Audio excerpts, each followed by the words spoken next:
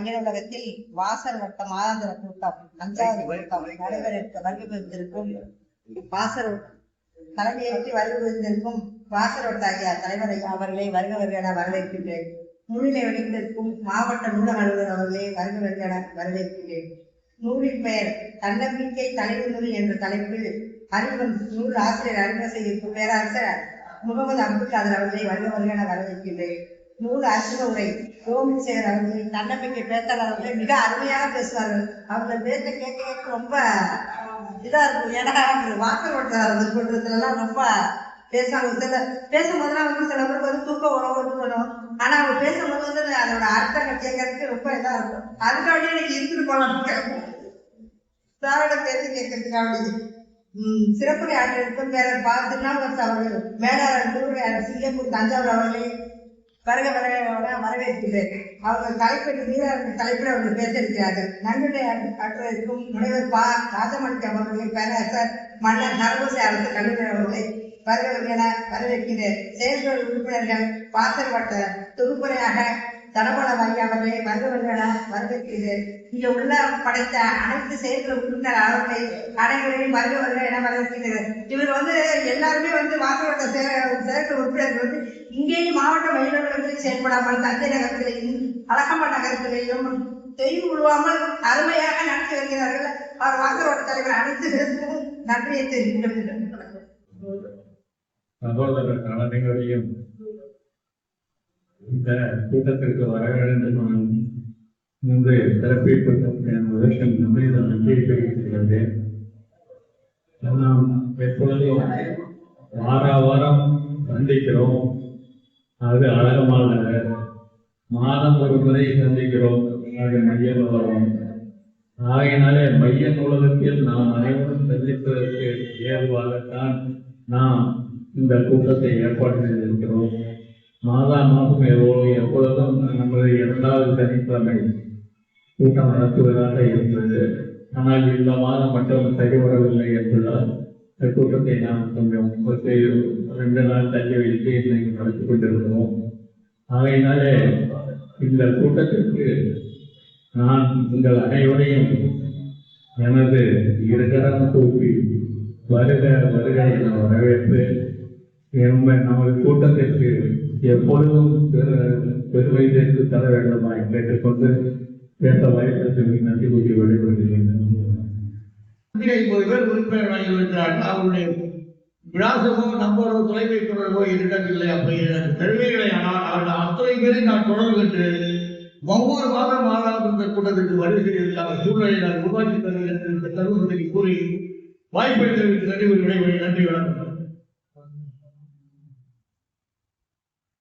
அனைவருக்கும் இனிய வணக்கம். மைய நூலக வாசல் வட்ட செயற்குழு உறுப்பினர்கள் அனைவருக்கும் இந்த மாலை பொழுதில் இனிய வணக்கத்தை தெரிவித்துக் கொண்டு, எந்தவித தொழிலும் இல்லாமல் மாதந்தோறும் நம்முடைய வாசல் வட்ட நிகழ்வுகளை நடத்தி கொண்டிருக்கின்ற மதிப்பிற்கும் மரியாதைக்குரிய வாசல் வட்ட தலைவர் ஐயா எழுத்தாளர் ராஜவேல் ஐயா அவர்களுக்கும், என்று சிறப்புரையாற்ற அமர்ந்திருக்கும் சிங்கப்பூர் பேராசிரியர் ஐயா அவர்களுக்கும், துணைத் தலைவர் அவர்களுக்கும்,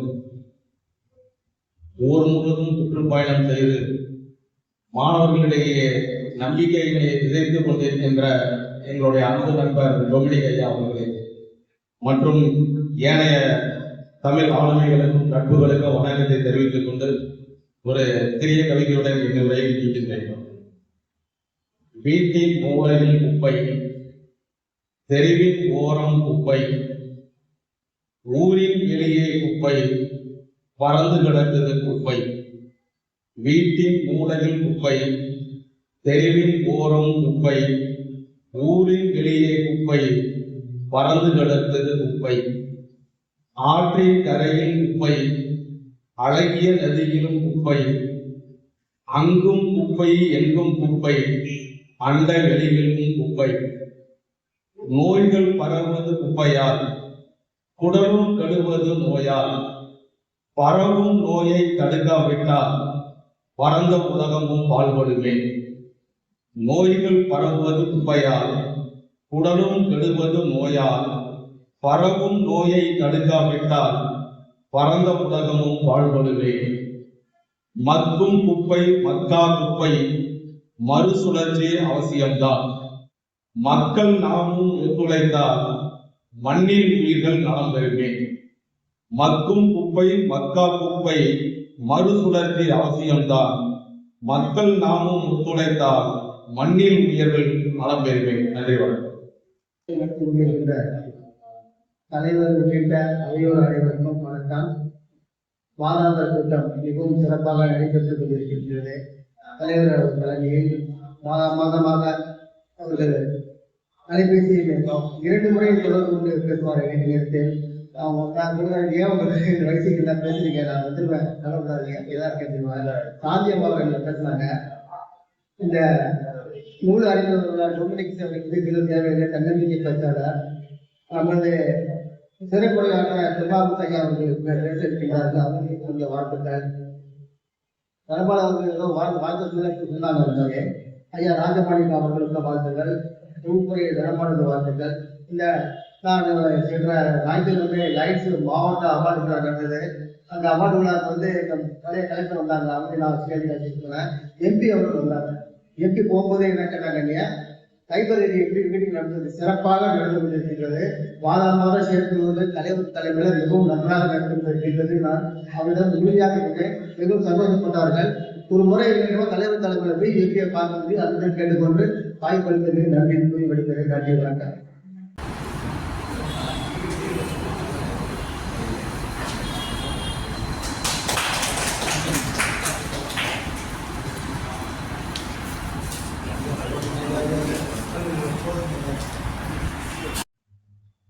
மகிழ்ச்சியான மாலை பொழுதில் மைய நூலகத்தில்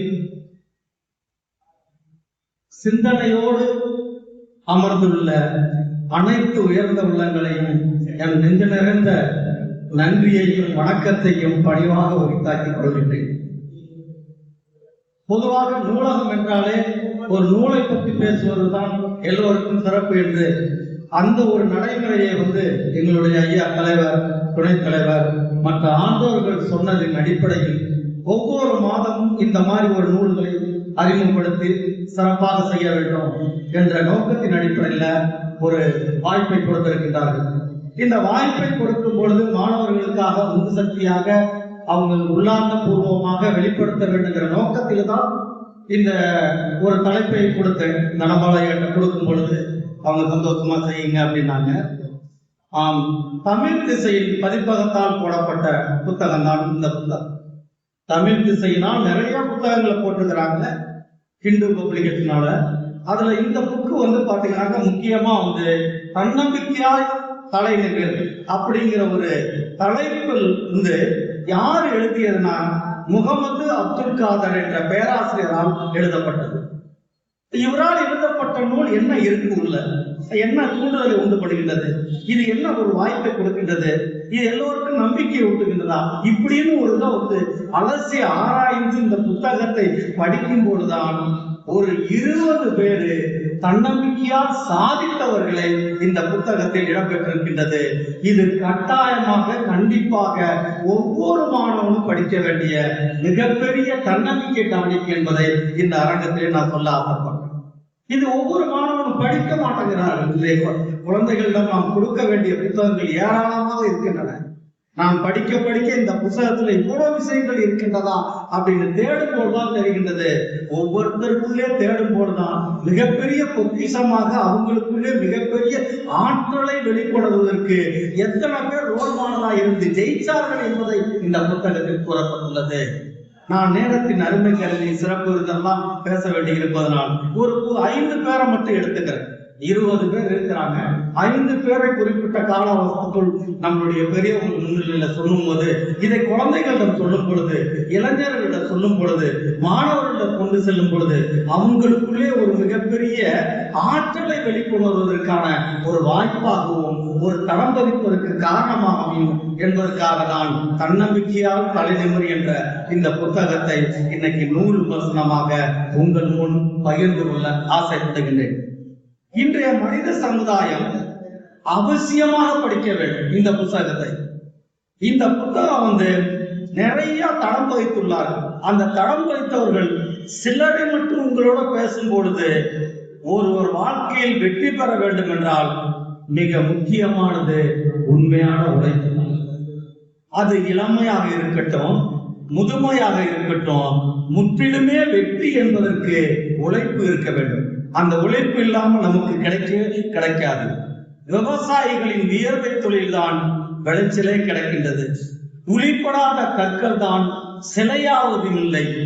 பறக்கும் போதுதான் பட்டாம்பூச்சியை ஜொலிக்கின்றது. அதுபோல்தான் உழைக்கும் போதுதான் மாணவர்களும் ஜொலிக்கும். அதைத்தான் இந்த புத்தகத்தில் அழகாக எழுதியிருக்கின்றார்.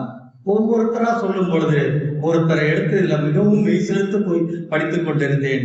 கேரள மாநிலத்தில் உள்ள கொல்லம் மாவட்டத்தை சேர்ந்த ஒருவர் வறுமையின் கோரக்குடியில் தாண்டவமான சூழ்நிலையில் குடும்பத்தை எப்படி வழி நடத்துவது, எப்படி கொண்டு செல்வது, அந்த குடும்பமே ரொம்ப தத்தளித்துக் கொண்டிருக்கின்ற நேரத்தில் 5 வயதுதான் அந்த பையன் இருப்பான். அந்த வயதுல வந்து தன்னுடைய தந்தையை இழந்தார். தந்தையை இழந்த பிறகு அவர் என்ன செய்ய வேண்டும்? 6 குழந்தைகள் அந்த வீட்டுக்குள்ள இருக்காங்க. அந்த குழந்தைகளுக்கு தினமும் உணவு கொடுக்க வேண்டும். 3 வேளை உணவுக்கே வழி கிடையாது. இந்த சூழ்நிலையில் அந்த தாயானவர் என்ன செய்யறாருனாக்க வீட்டு வேலைக்கு போகின்றார். இப்படி வீட்டு வேலைக்கு தன் குடும்பத்தோடு எல்லோருமே ஆதரவற்ற நிலையில இருக்கும் பொழுது அந்த 5 வயது பையனை மட்டும் கொஞ்சம் நல்ல அறிவுள்ள பிள்ளையா இருக்கான். பெற்ற தாய்க்கு தானே தெரியும்.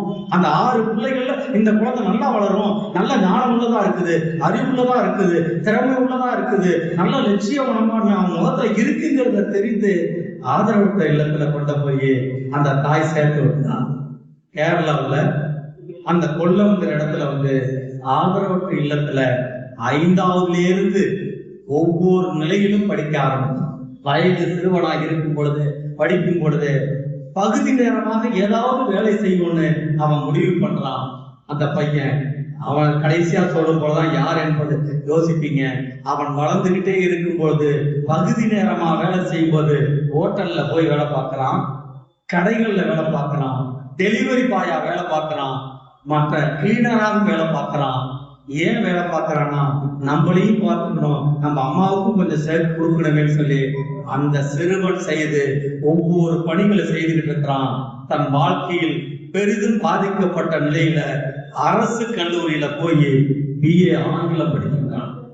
இவ்வளவுலையும் பகுதி நேரமாக கிடைத்ததை வைத்து ஆங்கிலம் படிக்கிறான். அதன் பிறகு வந்து கோழிக்கோட்டில் உள்ள பரூக் கல்லூரியில் முதுகலை படித்து ஆசிரியர் பயிற்சி முடித்து விட்டான்.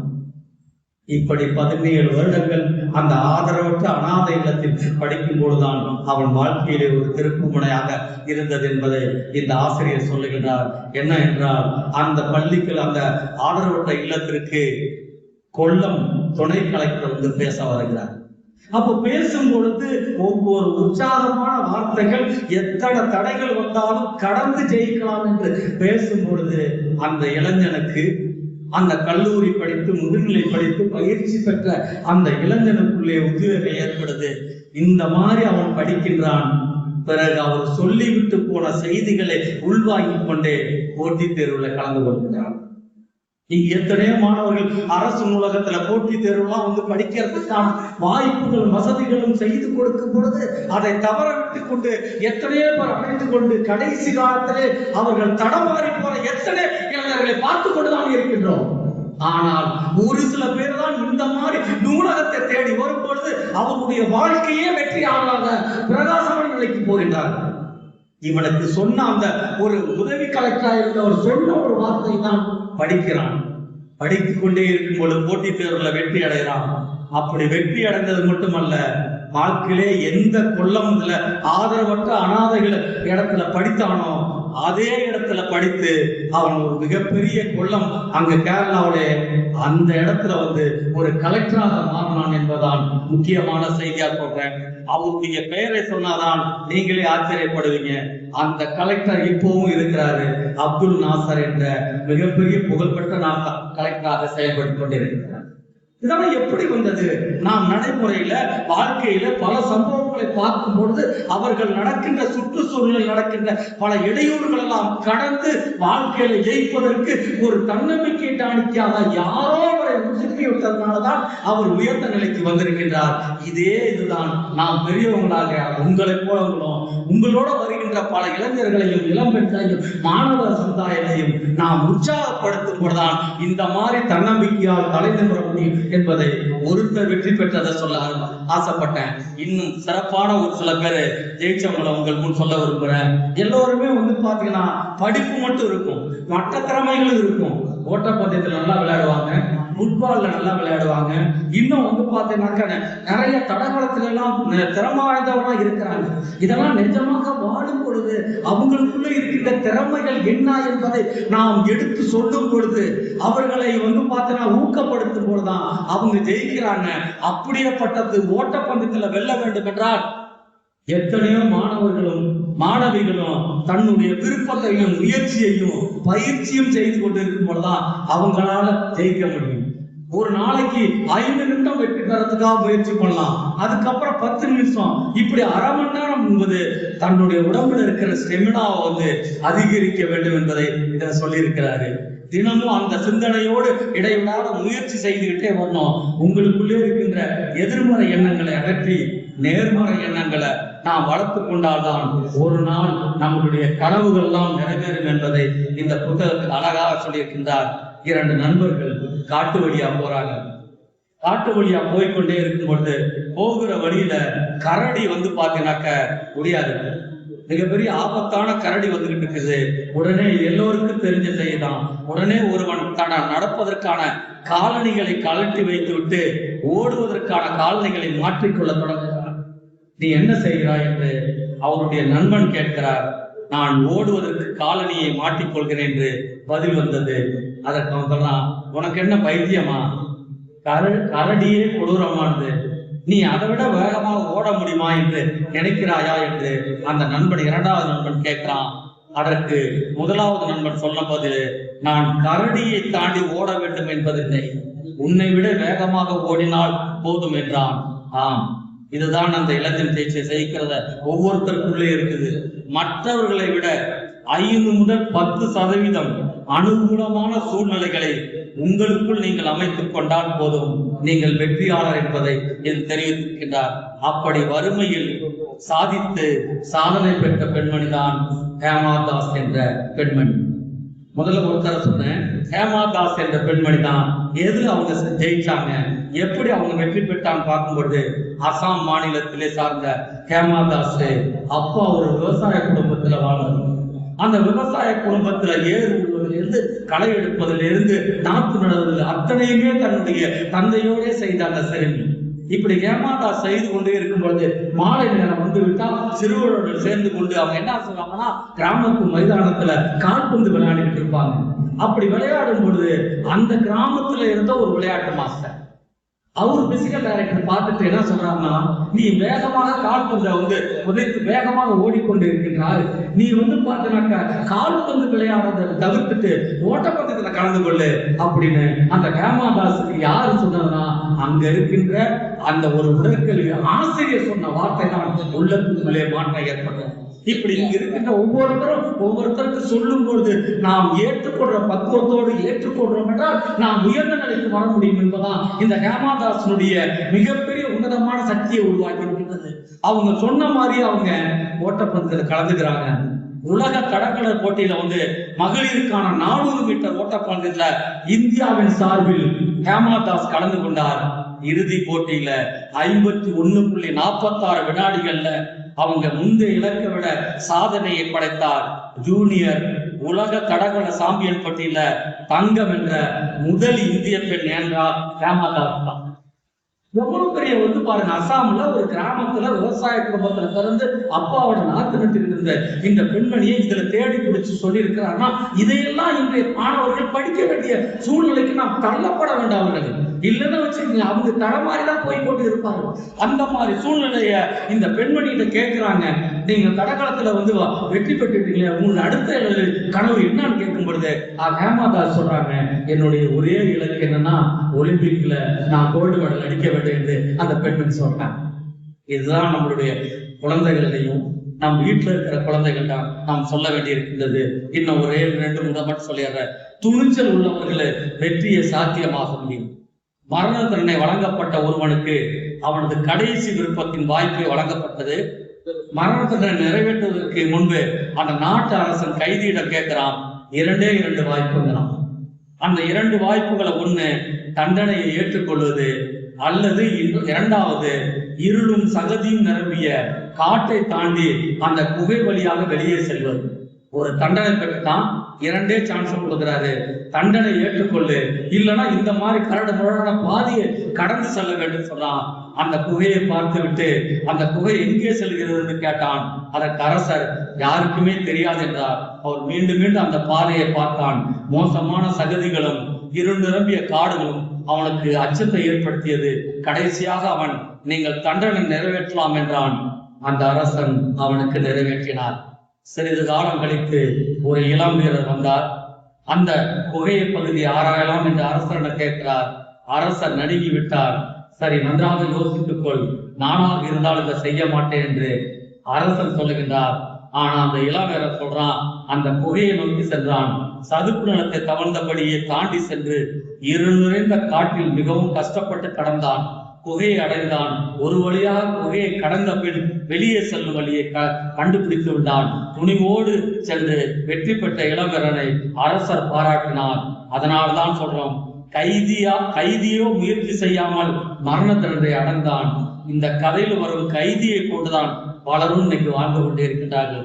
எனக்கு ஏன், என்னால முயல முடியாது, என்னால இயலாது, என்னால தாழ்வு மனப்பான்மை இருக்கு, எனக்கு தடங்கள் வருதுன்னு இப்படி சொல்லிக்கிட்டு இருக்கும்போது ஒரே ஒரு வார்த்தை, தெரியாத சொர்க்கத்தை விட தெரிந்த நரகமே பரவாயில்லை என்று என்கிறார்கள் இன்றைய உலகத்தில் இருக்கின்ற எத்தனை பேர்.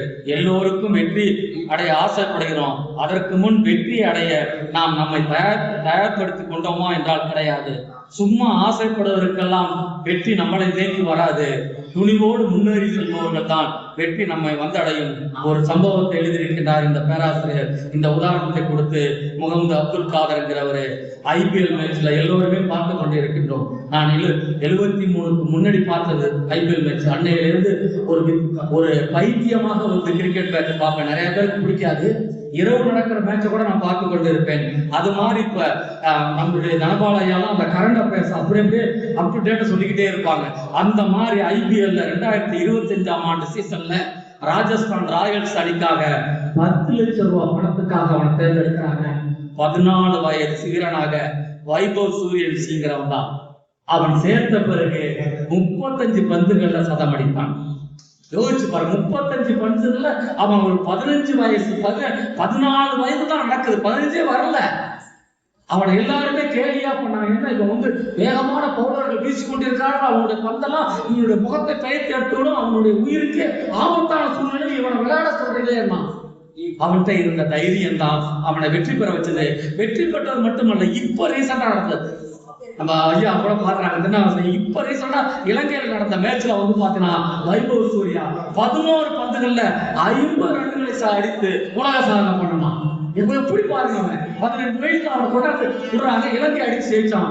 ஏன்னா அவனை வந்து தீண்டி பார்த்தார்கள், அவனை தூண்டி பார்த்தார்கள், அவனை திட்டி பார்த்தார்கள், அவனை சங்கடத்தை ஒத்து பண்ணார்கள், அவனை அவமானப்படுத்தினார்கள். அந்த அவமானத்தை எல்லாமே அவருக்குள்ளே அங்கீகாரமா எடுத்துக்கொண்டு அடுத்த நாள் தன்னுடைய விளையாட்டுல வந்து அவன் எடுத்து காட்டினான். பாருங்க, அவன் தான் ஜெயிச்சு காட்டினான். என்ன மட்டம் பார்த்தாங்களே, என்ன தாழ்வு மனப்போன்னு சொல்றாங்களே, என்ன கோலையா சொல்றாங்களே, என்ன இந்த மாதிரி எல்லாம் பேசுறாங்கன்னு சொல்லிட்டு அடுத்தவங்களை பேசி பேசி பேசி பேசி நான் வீணாதான் போறனுடைய விழிகள்ல இருக்கின்ற நம்பிக்கை கடவோடு அடுத்தவன் களத்தோடு அவன் ஜெயிச்சு காட்டினான். பாருங்க, வைபவ் சூரியன் தான் அவனை பத்தி இதை சொல்லி எவ்வளவு பெரிய வார்த்தைகள் பாருங்க.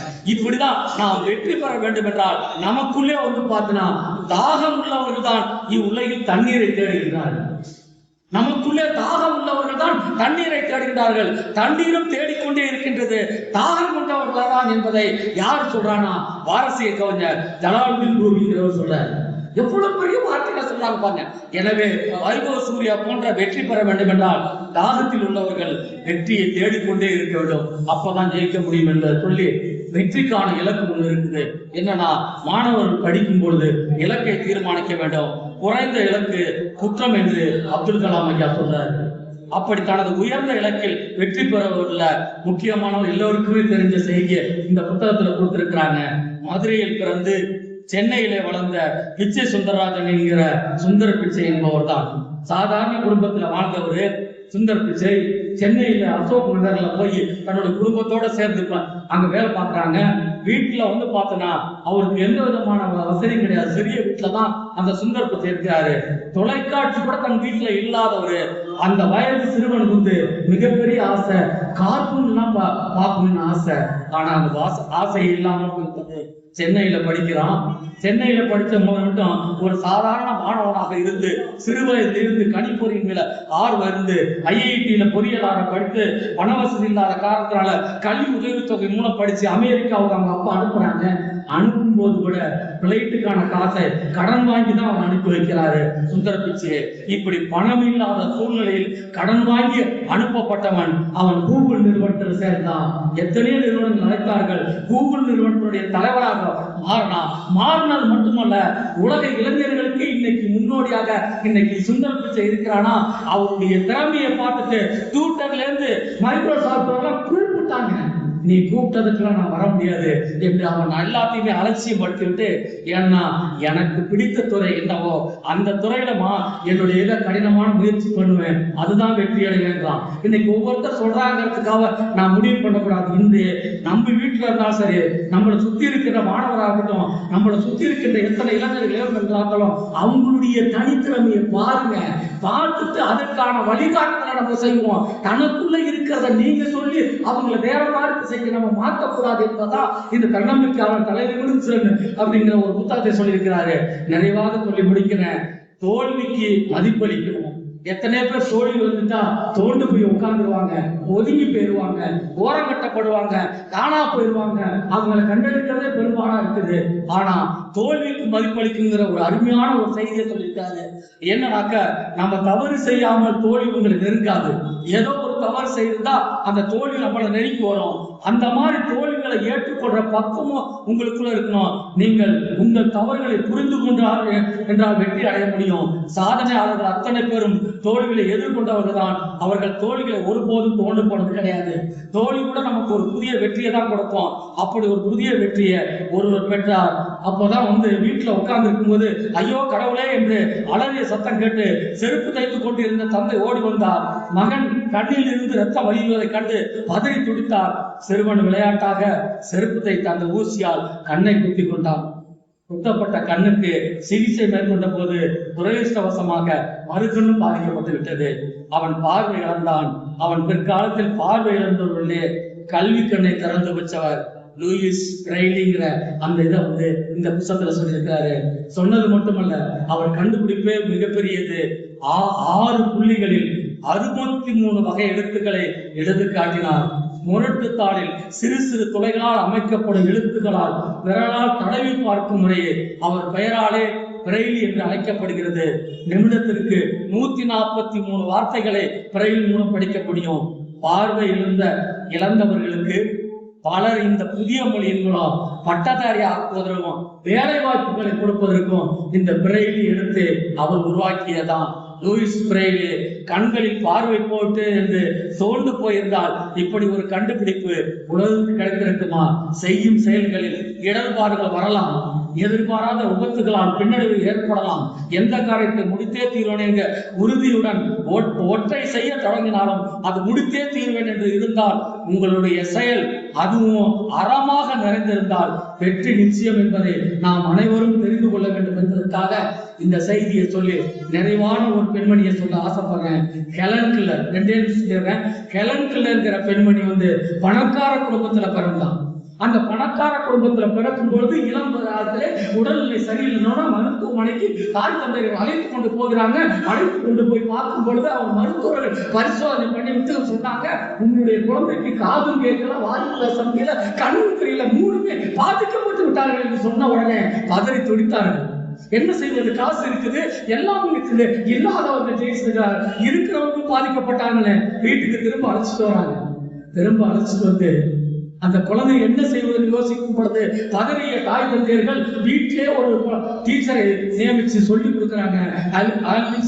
சல்வின் அப்படிங்கிற ஒரு பெண்மணிக்கு பாடத்தை சொல்லி கொடுக்க சொல்றாங்க. அந்த டீச்சரே உதட்டுல பாடத்தை சொல்லி கொடுத்தாங்க. அதே மாதிரி முதுகுல வந்து பாடத்தை எழுதி கொடுத்தாங்க. நிறைவா சொல்வது என்னன்னா, இந்த ஹெலன் கில்லருடைய வாழ்க்கை தான் இந்த அரங்கத்தில் இருக்கிறவங்களுக்கும் எனக்கும் பொருந்தும் என்பதை சொல்லி என்னன்னாக்க படிப்படியா வளர்ந்துகிட்டே வராங்க. பெரிய பிள்ளையா வந்தவொடனே ஐயா சிவகுமார் ஐயா அந்த பெண்மணி சொல்றாங்க, ஐயா அம்மா அப்பா பார்த்து எனக்கு பேச்சு வந்துடும், டாக்டர் அழைச்சிட்டு போகிறாங்க. ஒண்ணு சந்தோஷப்படுறாங்க, காசு இருக்க பெற்றோர்கிட்ட அழைச்சிட்டு போறாங்க, பெற்றோர்லாம் டாக்டர் அழைச்சிட்டு போறாங்க, ஹெலன் கில்லர் ஆபரேஷன் பண்றாங்க. அவங்களுக்கு குரல் வந்துருக்குது, ஆனா கண்ணு தெரியவில்லை, காது கேட்கவில்லை. நல்லா பேசுறாங்க, நல்லா பேசுறாங்க, கண்ணு தெரியல, காது கேட்கல. ஒரு முறை இந்த மாதிரி அரங்கத்துல பேசுவதற்காக அழைத்து வராங்க. வந்து மேடையில வந்து நிக்கிறாங்க. கலைஞர் வந்து நிற்கும் பொழுது அவங்க பேசின வார்த்தை தான் என்னையும் தாக்கியது, உங்களையும் தாக்க வேண்டும். அவங்க சொல்றாங்க, இந்த இயற்கை காட்சிகளை ரசிக்க ஆசைப்பட்டேன், இந்த இயற்கை காட்சிகளோடு வாழ ஆசைப்பட்டேன். இந்த இயற்கை காட்சிகளை பார்க்க முடியல, ரசிக்க முடியவில்லை. ஆனால் எனக்குள்ளே ஒரு எண்ணம் வந்தது, இந்த இயற்கை காட்சிகளை பார்க்க முடியலனா கூட, ரசிக்க முடியலனா கூட, இந்த உலகமே என்னை திரும்பி பார்க்க நினைச்சேன், ஜெயிச்சு காட்டுன்னு சொன்னாங்க. அதான் கிளம்புனாரு. இதுதான் நம்பிக்கையினுடைய உச்சமாக தன்னம்பிக்கையால் தலைநிமிர்கிற நூல் என்பது சொல்லி வாய்ப்பளித்த அனைத்து உள்ளங்களுக்கு நன்றி சொல்லி நிறைவு செய்கிறேன். நன்றி.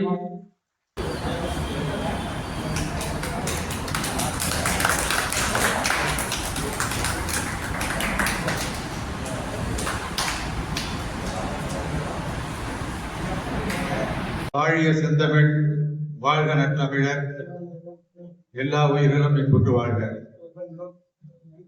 தமிழ்நாடு அரசு பொது நூலகத்துறை மாவட்ட மைய நூலகம் மற்றும் நூலக வாசகர் வட்டம் தஞ்சாவூர் மாதாந்திர கூட்டம் 5 நடைபெறுகின்ற இந்த மாலை பொழுதிலே வரவேற்புரை ஆற்றி அமர்ந்திருக்கக்கூடிய 2ஆம் நிலை நூலகர் திருமதி சாந்தி அவர்களே,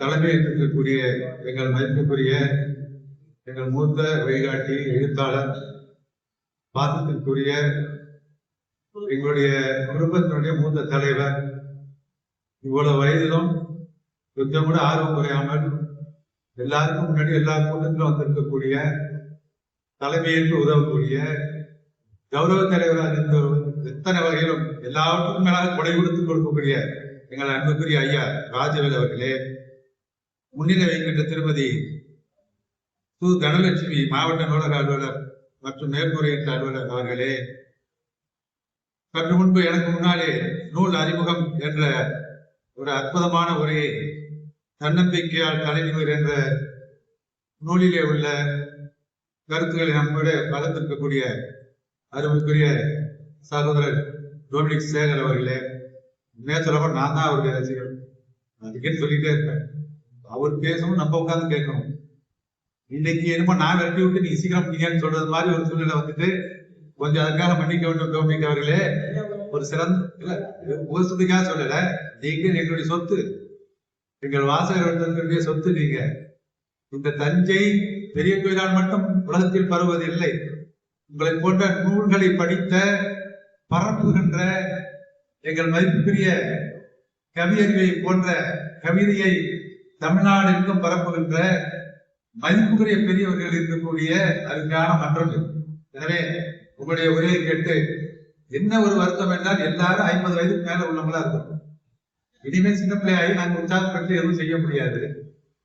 ஆனாலும் அந்த எண்ணத்தை உள்ளார இப்ப என்ன எனக்குலாம் அந்த ஒரு 40 வருஷம் குறைவா இருந்தா டொமினிக் பேசுறதை கேட்டு நம்மளும் உற்சாகமா இருக்கலாமே என்ற ஒரு உணர்வை கொடுத்தீர்கள். பேச்சினுடைய அந்த விளைவு, ஒரு பேச்சு முடித்தவுடன் அந்த விளைவு ஆஃப்டர் எஃபெக்ட் என்னவாக இருக்க வேண்டும் என்றால், ஆஹா நம்ம இருந்திருக்கலாமே நினைக்கக்கூடியதாக இருக்க வேண்டும். அந்த விளைவை கொடுத்தீர்கள். இந்த வாசகர் வட்டத்திற்கு ஒரு நல்ல பயனுள்ள பேச்சு என்ற வகையில் உங்களை வாழ்த்துகின்றேன். நீங்கள் மேலும் மேலும் நிறைய எங்களுக்கு செய்திகளை தர வேண்டும் என்று கேட்டுக்கொள்கின்றேன். அதுக்கு அடுத்தபடியாக நன்றி உரையாற்றுவதற்காக ஐயா ராஜமாணிக்கம் ஐயா வந்திருக்கிறார்கள். அவர்களும் எங்கள் வாசகர் வட்டத்தினுடைய சொத்து மட்டுமல்ல, களஞ்சியம். அதிலிருந்து ஒன்றாக எடுத்து நாங்கள் பயன்படுத்திக் கொண்டிருப்போம். எல்லாருக்கும் எல்லா கலையும் வராது, எல்லாருக்கும் எல்லா மனப்பான்மையும் வராது. கலை கூட இருக்கலாம், மனப்பான்மை வராது.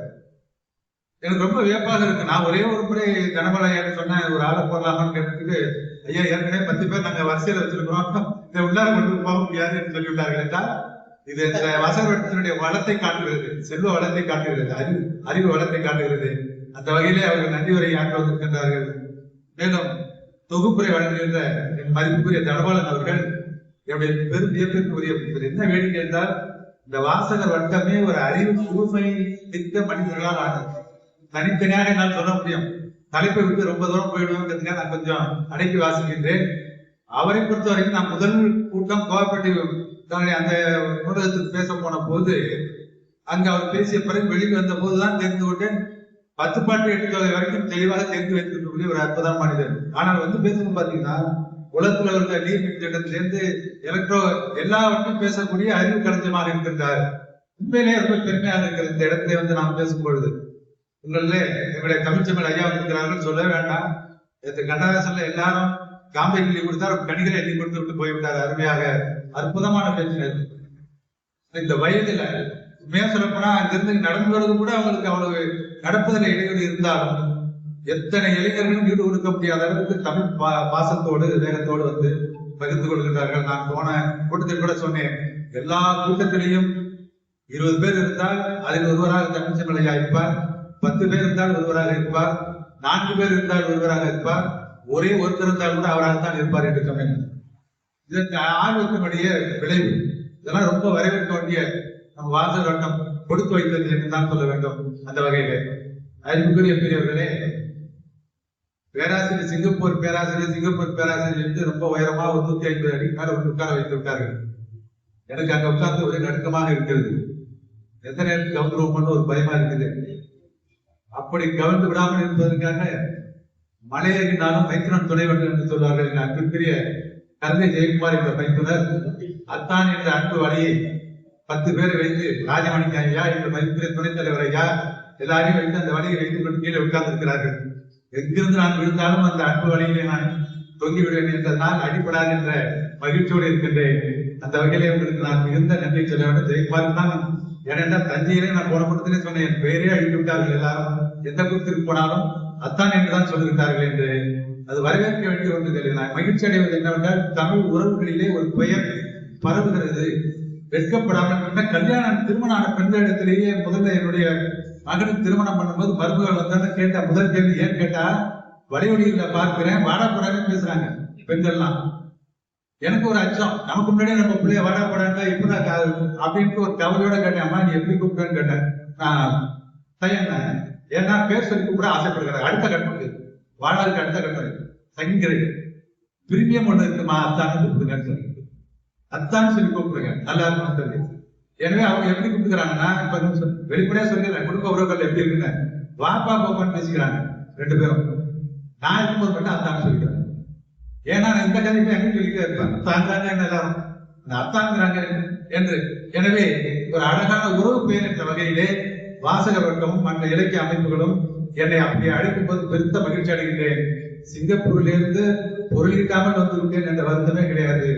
அதை விட ஏராளமான மதிப்புக்குரிய பெரிய செல்வங்களை இங்கே பெற்றிருக்கிறேன் என்ற மகிழ்ச்சி எனக்கு எப்பொழுதும் உண்டு. சிங்கப்பூர் ஆட்கள் கேட்பாங்க, அவ்வளவு பெரிய பணத்தை பற்றி எப்படி வந்தீங்கன்னு கேட்டாங்க. என் கூட வந்து ஒரு நாள் இருந்து பாருங்கன்னு சொன்னாங்க.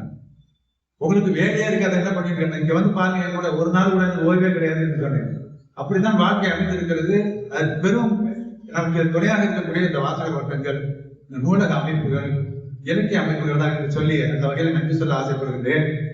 எனக்கு கொடுத்திருக்கிற தலைப்பிலே நேற்று தான் ஐயா கவி அறிவியா சாயந்தரத்துல ஒரு கேள்வி கேட்டாங்க. கவிஞர்னு போட்டுக்கலாம், நேரா மீரான்னு போட்டுட்டீங்க அதோட முடிச்சுட்டாரு. ஏன்னா அவரு புதுக்கவிதை எழுதுற பாணியில சுருக்கமா 2 சொல்லுத சொல்லி முடிச்சாங்க. கவிஞர்னு போட்டுக்கலாம், மீரான்னு போட்டுட்டீங்களே. இன்னைக்கு காலையில அந்த அழகமான வாசகர் வட்டத்தினுடைய அறிவுக்கூர்மை மிக்க மிகவும் சிறப்புக்குரிய அவதானி ஒருவர் இருக்கிறார். அவர் பெயர் மதிப்புக்குரிய வீரையன் ஐயா அவர்கள். உங்களுக்கு தெரியாது, நான் பக்கத்துல இருந்து கேட்கிறேன். ஒவ்வொரு பேச்சாளருடைய ஒவ்வொரு கருத்துலையும் பயோடேட்டாவிலிருந்து எல்லாத்தையும் அப்டேட் பண்ணக்கூடிய அறிவு நிறைய உள்ளவர்கள் அவர்கள். திரைப்பட பாடல்களை வரிவிட்டாலும் பெயர் சொல்லக்கூடிய திறமையே இருக்கிறது. அது இன்னும் ஒரு சிறப்பு என்னவென்றால் பல மொழிகளை கற்ற ஒரு அறிஞராக இருக்கிறது தான். இதை சொன்னா ரொம்ப வெக்கப்படுறாங்க, நீங்க அது சொல்லிட்டே இருக்காங்கன்னு சொல்றாங்க. காலையில ஒரு குறுந்தகவல் அனுப்பிட்டாங்க.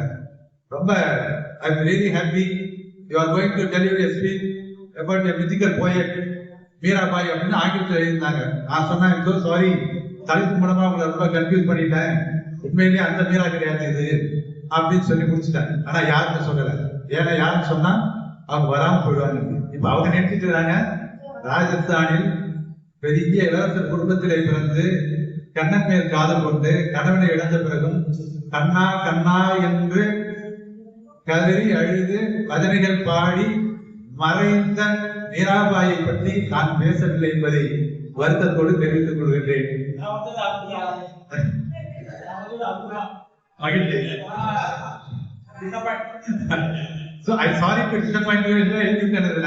இருந்தாலும் இவ்வளவு பெரிய தவறையும் மன்னித்து வந்திருக்கக்கூடிய உங்க பெருந்தத்தை நான் எப்படி பாராட்டுவதற்கு தெரியவில்லை.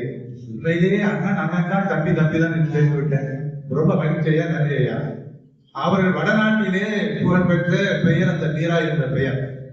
நான் என்னுடைய பேச்சில எப்பொழுதும் தேர்ந்தெடுக்கக்கூடிய ஒரு தலைப்பு இதுவாக இருக்க வேண்டும் என்றால், கொஞ்சம் புற பகுதியில இருந்து ஒதுக்கப்பட்டது போல் இருக்கக்கூடிய யாராவது ஒருவரை அழைத்து வந்து இவரும் அவர்தான் என்று, எப்படி எங்களுடைய டோமினிக் சேகர் நமக்கு நன்றாக தெரிந்தவராக இருந்தாலும் இறுதியாக அவரை சொல்ல வேண்டிய கடமை நமக்கு இருக்கிறதோ அவ்வாறு தமிழ் உலகத்திலே, கவிதை உலகத்திலே ஒரு அற்புதமான ஒரு படைப்பாளியை பலரிடத்திலே பேசுவதே இல்லை.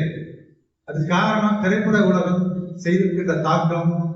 எப்போதும் அந்த நடப்பில் இருக்கக்கூடிய திரைப்பட பாடல்களை பற்றியே பேசி பேசி பேசி பலரை ஒதுக்கி வைத்து விட்ட காரணத்தினால் ஒரு அற்புதமான கவிஞரை கொஞ்சமாவது கொஞ்சம் சொல்ல வேண்டும் என்று நினைக்கிறேன். அதற்காக அளவுக்கு நான் பேச மாட்டேன், அள்ளி கொண்டு வந்திருக்கிறேன். இப்ப எல்லாம் பேசுறது மனப்பாடம் பேச கிடையாது. ஏனென்றால் இப்ப ஐயா ராஜமாணிக்க எல்லாம் சொன்னாங்க, கண்ணாடி வச்சு பேசுறது ரொம்ப கஷ்டமா இருக்கு. அதனால வரியை எங்கேயாவது ஆரம்பிச்சு எங்கேயாவது கொண்டு போயிடாங்க, எழுதி கொண்டு வந்து படிப்பது பிழையலாமல் இருக்க வேண்டும் என்று. இரண்டாவது ஜெயக்குமார் ரெக்கார்ட் பண்றதுனால வெளி உலகத்துக்கு போகும்போது நினைப்பாங்க, என்ன வாயில வந்தெல்லாம் பேசுறான்னு சொல்லுவார்கள் இருந்தாலும் பொறுப்போடு சொல்ல வேண்டி இருக்கிறது. எழுதியே கொண்டு வந்திருக்கின்றேன் எல்லாத்தையும். மீ ராஜேந்திரன் என்று ஒரு கவிஞர், அவருடைய சுருக்க பெயர் தான் மீரா. இது தமிழ் உலகத்திற்கு கிடைத்த இரட்டை சொல்.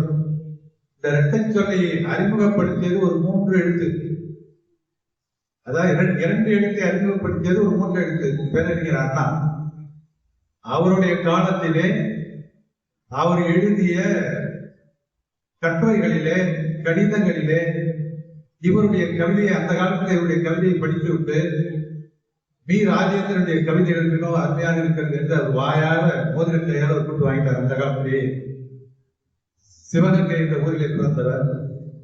சிவகங்கையிலே பிறந்து மதுரையிலே தமிழகத்தினுடைய மதிப்புக்குரிய கவிதை கணிகள் வளர்ந்த தோட்டமாகிய தியாகராஜர் கல்லூரியிலே அவரும் மாணவராக சேர்ந்து படித்து அங்கிருந்து கவிதை உரம் பெற்று கவிதைகளை எழுதி மீண்டும் சிவகங்கை கல்லூரியிலே போய் பேராசிரியராக இருந்து போராட்டம் நடத்தி போராட்டத்தினால் தண்டிக்கப்பட்டு அங்கிருந்து குழந்தை கல்லூரிக்கு மாற்றம் பெற்று அவருடைய வாழ்க்கை நிறைவு பெறுகிறது. இது அவரை பற்றிய லேசான முன்னுரை.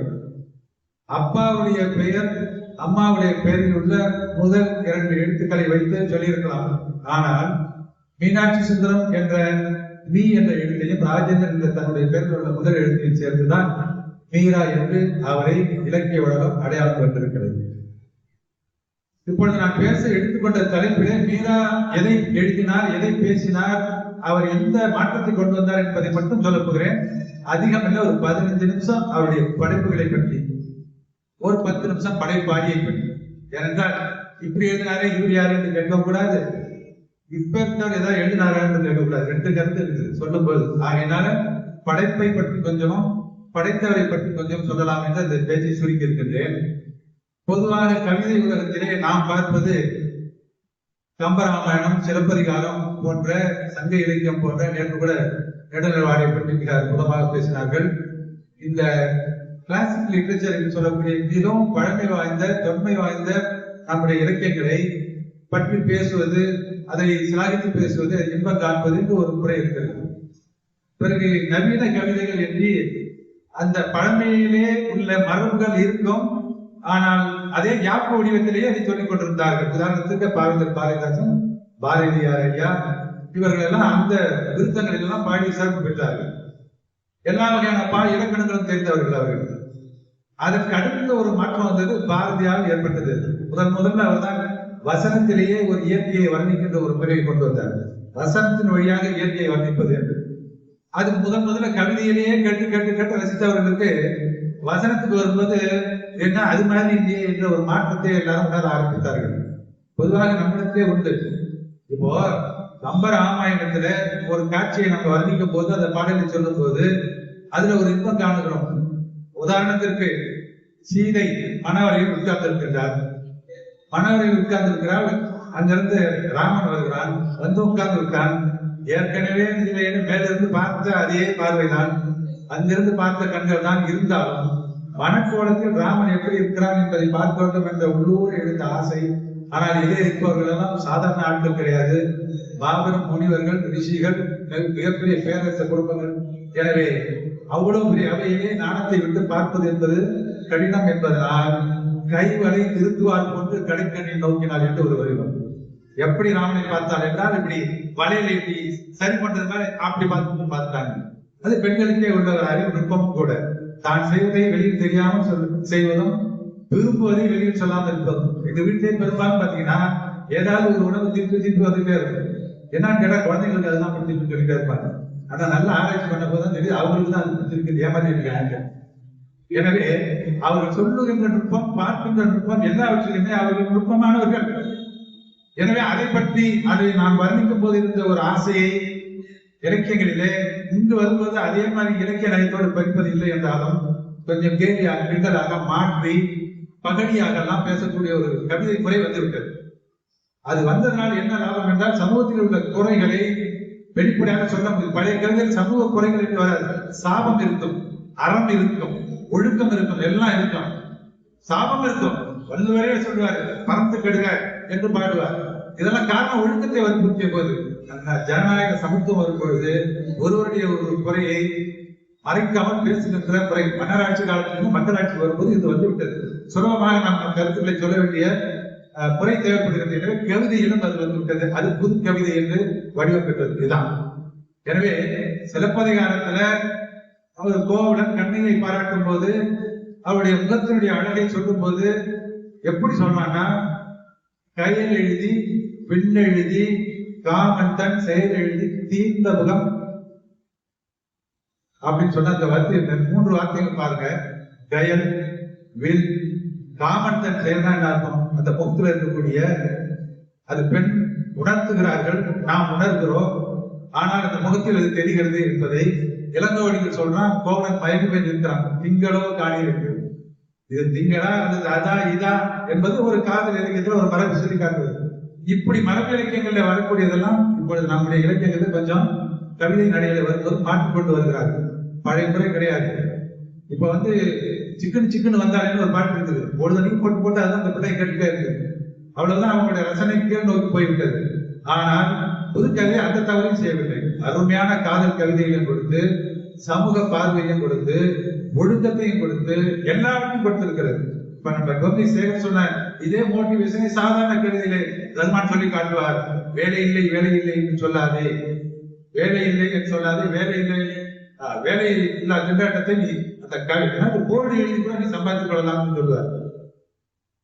அந்த விளம்பர பலகை எழுதி கூட நீ ஒரு பெரிய அளவுக்கு வாழ்ந்து விடலாம் சொல்றாரு. இதெல்லாம் புதுக்கவிதையிலே நமக்கு தொடக்கத்திலே வந்து விட்டது. ஆகையினால புதுக்கவிதை உலகம் வந்த பிறகு அதிலே பெயர் குறித்த பலவேறு கவிஞர்கள்ல நாம் எல்லோரும் நன்றாக அறிந்த மேதா அவர்கள், கவிக்கோ அப்துல் ரஹ்மான் அவர்கள், காமராசன் அவர்கள் அற்புதமான கவிஞர்கள். காமராசன் வந்து சகாராவை தாண்டாத ஒட்டகங்கள், கருப்பு மலர்கள் 2 நூல்கள் எழுதுகிறார். அதுல அந்த கருப்பு மலர்களுக்கு கண்ணதாசன் அவர்கள் முன்னுரை எழுதிப்பார். அதுல அவர் சொல்லுவார், இந்த கவிதை காமராசன் கவிதைகள் எப்படி இருக்குதுன்னு சொல்லுவார். வடக்கத்திய மங்கையை போல முழுதும் போடி விடாமல் கேரள பெண்களைப் போல விழுதும் திறந்து விடாமல் ஒதுங்கியும் ஒதுங்காமல் அழுது ஆட்டக்கூடிய கவிதைகள் என்று அதை தெரிவிப்பார் காமராஜன் கவிதை. அவர் அப்படித்தான் சொல்லுவார், நாங்கள் ஆடைகளை விற்கிறோம் ஆடைகள் வாங்குவதற்காக. இந்த 2 வயதான் சொல்ல வந்தது சமூகத்தினுடைய பெரிய அவலம். பெண்களுடைய வாழ்க்கையில உடலை விற்றுத்தான் உயிர் வாழ வேண்டும் என்ற சோகத்தை எடுத்து சொன்ன அதுக்கான வரி. இப்படியான வரிகள் நிறைய கவிதை நம்முடைய கவியறிவு ஐயாவும் கோடி கோடியா சொல்லுவாங்க, நிறைய படிச்சுட்டு இருப்பாங்க.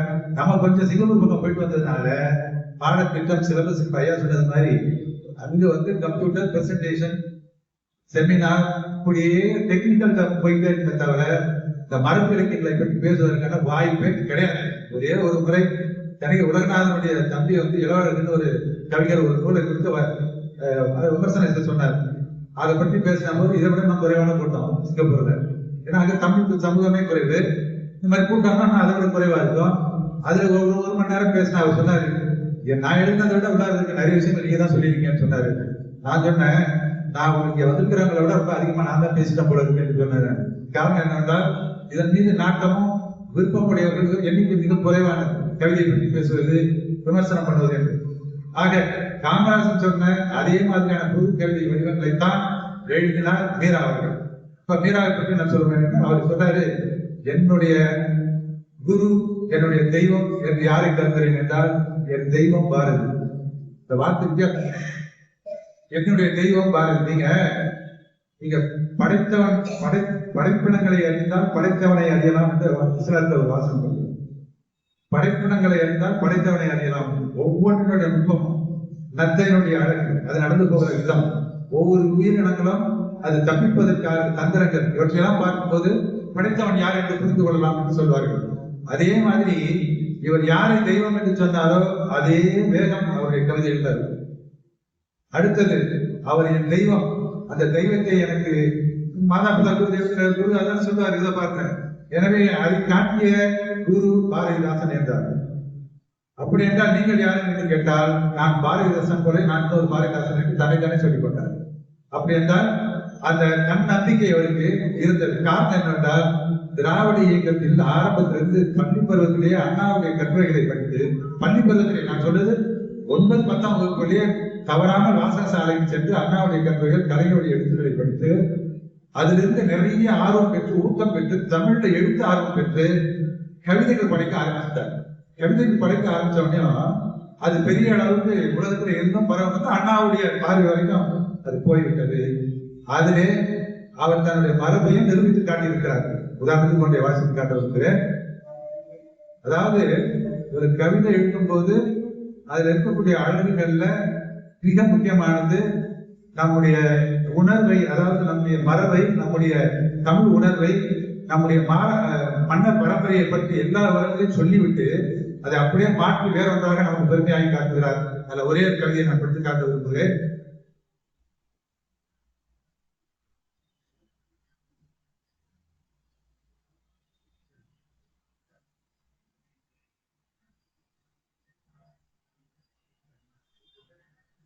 சிங்கத்தின் பிடரியினை பிடித்து ஆட்டி, சிங்கத்தின் பிடரியினை பிடித்து ஆட்டி செயங்கொண்ட புகழ் பிறருக்கு உண்டு.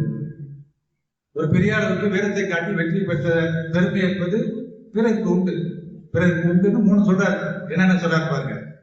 மின்னும் அங்கத்தில் விழுப்புண்கள் ஏற்று வெற்றி அடைந்த புகழ் பிறருக்கு உண்டு. விழுப்புண்களை ஏற்று வெற்றி அடைந்த புகழும் பிறருக்கு இருக்கிறது.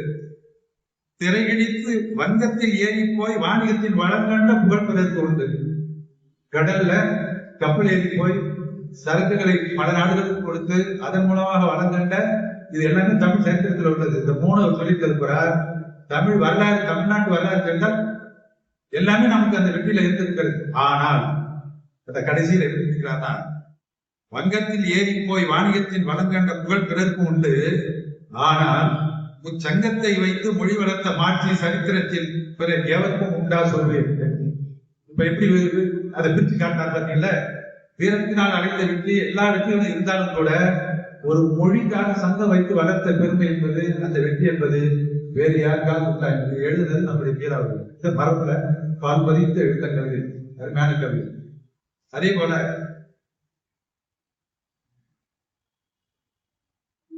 அறிஞர் அண்ணா அவர்கள் தன்னுடைய ஏட்டிலே குறிப்பிட்ட சொல்ல வரிகள், முக்கியமான வரிகள். அதாவது அதற்கு முன்னாடி திராவிட இயக்க மேடைகள்ல எல்லா இளைஞர்களுமே அடிக்கடி சொல்லிக் கொண்டிருந்த கவிதை சாகாத வானம் நாம். நம்ம தன்னம்பிக்கைக்கு ஒரு அருமையான பாடல். சாகாத வானம் நாம், சங்கீத பறவை நாம், பெருமை வற்றி போகாத நெடுங்கடல் நாம். பெருமை வற்றி போகாத நெடுங்கடல் நாம், நிமிர்ந்து நிற்கும் பொதியம் நாம். சொல்ல பாரு, நிமிர்ந்து நிற்கும் பொதியம் நாம், இமயம் நாம். இதுல என்ன கொண்டு வச்சா பின்னாடி நமக்கு தமிழ் பிறந்த புதிய முறையை முன்னாடி கொண்டு வச்சது, இமயத்தை அடுத்தது கொண்டு வச்சிருக்கு. அதுதானே அவர் கவி நுட்பம். மரபு கவிதை எப்படி சொல்லியிருக்காரு பாருங்க. நிமிர்ந்து நிற்கும் பொதியம் நாம், இமயம் நாம், காலத்தீயில் வெந்து வேகாத பொசுங்காத தத்துவம் நாம். திருக்குறள். காலத்தீயில் வேகாத பொசுங்காத தத்துவம் நாம், வெண்கதிர் நாம், தென்றல் நாம். அதுக்கு அடுத்தது இவருடைய நிகழ்காலத்தில் வந்துட்டாரு. அறிவை மாய்க்கும் ஆகாத பழமையினை அகற்றி பாயும் அழியாத காவிரி நாம், கங்கை நாம். இங்கேயும் பாத்தீங்கன்னா காவிரி அப்படின்னு சொல்லி கங்கை பள்ளி கொண்டு போயிருக்காரு. அருமையான ரெண்டு கவிதை அவருடைய கவிதைகள், மரபு கவிதை. இதை முடிச்சுட்டு அடுத்தது அவருடைய புது கவிதை போகலாம். நிறைய இருக்குது, சொல்றதுக்கு நேரம் இல்லை. இதுல அவருடைய அண்ணாவுடைய கடிதத்துல அடிக்கடி குறிப்பிட்டு எழுதக்கூடிய ஒரு வரி, சாவா சந்திப்போம் வா, சாவா சந்திப்போம் வா, பூவா வாழ்க்கை நமக்கு என்ன, புறப்படுவோம் புள்ளிகளை தூர் செய்ய. சாவா சந்திப்போம் வா, பூவா வாழ்க்கை நமக்கு என்ன, புறப்படுவோம் வா புள்ளிகளை தூர் செய்ய. இதுதான் அண்ணா அடிக்கடி கடிதத்துல எழுதிய வரிகள். அப்ப நம்முடைய வாழ்க்கையை துச்சமாக நினைத்து, அதாவது புள்ளியரை தூர் செய்வோம்னா நமக்கு எதிராக இருக்கக்கூடிய அறிவற்றவர்களை விரட்டி வைப்பதற்கு நாம் எல்லாம் ஒன்றுபட்டு போவோம் என்று அண்ணா அவர்கள் அடிக்கடி சொல்லிக் கொண்டிருந்த வரி. திராவிட இயக்கத்துல பற்று வைத்து பிறகு பொது உடைமை தத்துவத்துல அவர் கொஞ்சம் பற்று வைத்துட்டார். எனவே திராவிட இயக்க உணர்வுகளும் பொது உடைமை உணர்வுகளும் கலந்த ஒரு மனிதனாகவே அவர் இறுதி வரையிலும் இருந்தார். ஆனால் கடவுள் நம்பிக்கை அவர் இடத்துல கிடையாது. அதை பற்றி பிறகு நான் சொல்ல ஆசைப்படுகிறேன். அதற்கு அடுத்தது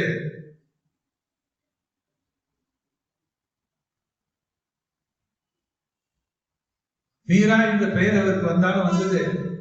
நான் இதை முன்னாடியே சொல்லியிருக்கணும் உங்களுக்கு. மீரா என்று வந்தது அவர் என்ன ஒரு பெண்ணா என்று நாம நினைக்கலாம். அவர் ஒரு கவிதையில சொல்றாரு, பிறந்ததுதான் பிறந்தேன் ஒரு பெண்ணாக பிறந்தேனா. உலகத்தில் இப்படி ஒரு ஆசை யாருமே படுத்துக்க மாட்டார்கள். ஒரு கவிஞரே எப்படி சொல்ற, பிறந்ததுதான் பிறந்தேன் ஒரு பெண்ணாக பிறந்தேனா.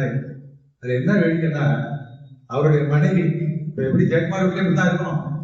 அவருடைய மனைவி அவர் காலம் பூரா வெளியிலேயே அச்சகம் புத்தகம் என்று அழைத்து கொண்டே இந்த காலங்கள் எல்லாம் அவரோட உட்கார்ந்து பேசுவதற்கு நேரமே இல்லை. மறைந்த பிறகு பேட்டி எடுத்து கேட்கிறாங்க ஒருத்தவங்க. அவருடைய நேர்முகம் கேட்கும் போது பல விவரங்களை சொல்லிட்டே வரும்போது அவங்களுக்கு பிடித்த உணவு எல்லாருக்கும் சொல்லும்போது வார்த்தை சொல்றாங்க, நம்ம கண்ணகி சிலையை ஒரு முறை பெண்ணா கடற்கரையிலிருந்து அகற்றி விட்டார்கள். அது ஏன் அதை போய் அகற்றினாங்க அப்படின்னு ஒரு கேள்விதான் கேட்டா ஒரு நாள். என் வாழ்நாளுக்கு என்னோட பேசாதவர் இந்த கண்ணகி சிலையை அகற்றது தப்பு என்பதை பற்றி அன்று இரவு முழுக்க பேசிக் கொண்டிருந்தாங்க. அப்படி என்றால் அவருடைய உணர்வு எப்படி இருப்பாங்க. ஒரு மனைவியை தன் இல்வாழ்க்கையை பல்வேறு காரணங்களில் பகிர்ந்து கலந்து பேச முடியாத ஒரு தமிழர் கண்ணகி சிலையை நகர்த்தினார்கள் என்று சொல்லும் போது இரவு முழுக்க காரணம் சொல்லியிருக்கிறார் என்றால் அதெல்லாம் தமிழ் பற்று. அதனால ஒரு கவிஞனுக்கு ஏன் இப்படி ஒரு 2000 பேர் தேர்ந்தெடுக்கிறோம் என்றால் அதுக்கு ஒரு காரணம் இருக்கிறது. இந்த வார்த்தையை சொல்லும்போது எப்படி இருப்பாருங்க. அதனால இது மட்டும் அல்ல, அது இன்னும் நிறைய இருக்கு. வாழ்க்கை அனுபவங்களை சொல்லும்போது பாத்தீங்கன்னா ரொம்ப கடைசி காலம், அது கடைசியா சொல்ல நினைச்சா அதை சொல்லி இப்ப சொல்லும் பொழுது அவருக்கு மூவேந்தர்களுடைய படையெடுப்பு அவரே எழுதுறாரு. மூவேந்தர்கள் படையெடுப்பு போல் எனக்கு ரத்த கொதிப்பு, வாதம், நீரிழிவு மூன்றும் இருக்கிறது. அநேகமாக என் உடல் மிகவும் எழுந்து விட்டது. நான் இயங்க முடியவில்லை. என் மகள் சல்மா 3 பிள்ளைங்க. என் மகள் செல்மா அவர் கூட ஒரு முறை சொன்னார், அப்பா இப்பயாவது மனதை மாற்றிக்கொண்டு போயிட்டு வாருங்களேன் சொன்னார். என் மீது அக்கறையினால் சொல்லுகிறார். ஆனால் என்னால் முடியவில்லை. ஏன்படியே அது இல்லை என்று சொல்லுகிறார். என் ஏன்படியே அது இல்லையே, நான் ஏமாற்றிக் கொண்டு எப்படி வாழ முடியும். பிற்காலத்திலே ஓம் சக்தி என்ற ஒரு பத்திரிகையில் பணியாற்றி இருக்கிறார். பொள்ளாச்சி மகாலிங்க ஐயா அவர்கள் இவருடைய அற்புதமான தமிழ் நடை உரைநடையை பார்த்துவிட்டு அவரை கூப்பிட்டு ஓம் சக்தி பத்திரிகையில பணி அமர்த்துறார். அதுக்கு அவர் குறிப்பிடுறார், நான் என்னுடைய சுய கொள்கையிலிருந்து வழுவாமல் கூடிய வரையிலும் அந்த பதிப்பதற்கு ஏற்றவாறு என்ன எழுத வேண்டுமோ அதுதான் எழுதினேன் தவிர என்னுடைய அளவில் நான் என்னை மாற்றிக்கொள்ளவில்லை என்று எழுதியிருக்கிறார். அவருக்கு கொடுத்த பணி என்பது தமிழை, அவருடைய தமிழை பயன்படுத்த ரிட்டையர்மெண்ட் பிறகு கொடுத்த இந்த பணியை கொடுத்துருக்காங்க. இந்த ஓம் சக்தி இதில் அவர் தான் நான் இப்போதான் நம்ம அதெல்லாம் பார்க்கிறோம். அப்போ ஓம் சக்தியில் அவர் எழுதினா தெரிஞ்சா வாங்கி படிச்சிருக்கோம். எங்களுடைய அனுபவம் வேறு. நாங்கள் எப்படி பார்க்கிறோம் என்றால், நான் நினைக்கிறேன் 1981ஆம் ஆண்டு இங்கதான் அப்பர் புத்தக நிலையத்துல ஒரு புத்தகத்தை வாங்கிக்கணும். முரசு புத்தக நிலையத்திலிருந்து ஒரு கவிதை புத்தகத்தை வாங்கி பண்ணேன். அந்த புத்தகத்துடைய தலைப்பு கனவுகள் பிளஸ் கற்பனைகள் பிளஸ் காகிதங்கள். இதை வாங்கி கொண்டு, ஆமா, ஈஸி கொண்டு காகிதங்கள், இதை வாங்கி கொண்டு என்னோட பணியாற்றிய ஆங்கில ஆசிரியரை உட்கார வைத்து இரவு கொண்டு அதை படிச்சு காட்டினாங்க. இது கொஞ்சம் அலங்கார திப்பனால செஞ்ச வேலை. ஏன்னா அவருக்கு எப்போதுமே இந்த ராஜநாட்டம் நடப்பாரு. இங்கிலீஷ் தான் உலகத்துலேயே ரொம்ப வசதி. எங்களை மாதிரி அவங்கள்ட்ட இயல்பாகவே தமிழாசிரியர் பார்த்தா லுக்கிங் டவுன் சொல்லுவாங்க. அவங்களுக்குலாம் அவ்வளவு தெரியாது அப்படின்னு. எனவே என்ன பண்ண, உட்கார வச்சு முழுக்க சொன்னேன். சொன்னோன்னு என்ன இப்படி இருக்கு, என்ன இப்படி இருக்குன்னாரு. நான் சொன்னேன், நல்லா சொல்லியா கெட்டதா சொல்லியான்னு கேட்டேன். இப்படி இருக்குன்னா எப்படி இருக்குன்னு கேட்டேன். மிக அற்புதமா இருக்கு. நான் நல்ல பாசிட்டிவா நல்லா சொல்லுங்கய்யா, சொத்திட்டேன்னு பயந்துட்டேன்னு எங்க வீர ஐயா மாதிரி சொல்லுங்க. எல்லா மொழியும் தெரிஞ்சாலும் ஆஹா தமிழ் தாங்க அந்த வார்த்தை சொல்லுவேன். அது கேட்கறதுக்கே நமக்கு ஒரு உற்சாகமா இருக்கும். இத்தனை மொழி தெரிந்த பிறகும் தாய்மொழியை சொல்லும் போது எத்தனை அழுதாலும் தாய்மொழியில் அழுவது போல ஒரு நிம்மதியே வராது. இரவில் அழுவும் பெண் கூட இசையில் அழுவது கண் கூட என்பார். அது மாதிரி ஒரு இசையோடு தமிழோடு அழும்போது அவங்களுக்கு கூடிய ஆறுதல் வேற எதுவும் கிடைக்காது என்பது. எனவே இந்த மீரா அவர்கள் அடுத்தது அந்த அவங்க மகன் சொன்ன பிறகு அவர் சொன்னாரு, கடைசியில நான் சாகும் வரையும் என் பக்கத்தில் வீரமணி அவர்களுடைய படம் தான் இருக்கும் என்றே சொல்லிவிட்டு இறந்தார். இது அவருடைய கொள்கை மாறாத குணத்துக்காக சொல்கிறேன். இப்பொழுது அவருடைய நூல்கள், ஏராளமான நூல்கள் இருக்கின்றன. அவர் எழுதிய ஒரு நூல், ரொம்ப பிரபலமான நூல் ஊசிகள் என்று பேர். அந்த பேர் ஊசிகள், நீராவின் ஊசிகள் என்று. அது பிறகுதான் முதல்ல கனவுகள் கற்பனை நூல் தான் முதல்ல அடுத்தது மீராவின் ஊசிகள் என்ற நூல் வந்தது. இந்த மீராவின் ஊசிகள் என்ற நூலிலே உட்கார்ந்து 3 பேர் பேசுவதாக ஒரு 11 பக்கத்துக்கு அந்த நூலிலே உரையாடல் வைத்திருக்கிறார்கள். யாராருன்னா ருமான், பாலா, மீரா 3 பேர். யாரு? படைப்பாளியுடைய நண்பர்கள் இருவரும் உட்கார்ந்து, நீ இந்த பாடலை இப்படி இருக்கக்கூடாது, நீ இப்படி உனக்கு ஒரு இமேஜ் வைத்துக் கொள்ளக்கூடாது என்று கண்டித்து பேசக்கூடிய ரகுமான், பாலா 3 பேர். அதுல வெளிப்படையாகவும் உண்மையாகவும் ஆமா நான் செய்திருக்க கூடாதுதான் என்று சொல்லக்கூடிய அந்த அருமையான உரையாடலை அவசியம் படிக்க வேண்டும். முழுக்க சொல்ல நேரம் இல்லை. அந்த கவிதையிலிருந்து ஒரு சில உதாரணங்களை சொல்ல ஆசைப்படுகிறேன். அந்த ஊசிகள் என்று ஏன் பெயர் வைத்தார்கள் என்பதை உதாரணங்களை சொல்லி முடித்த பிறகு சொல்ல ஆசைப்படுகிறேன்.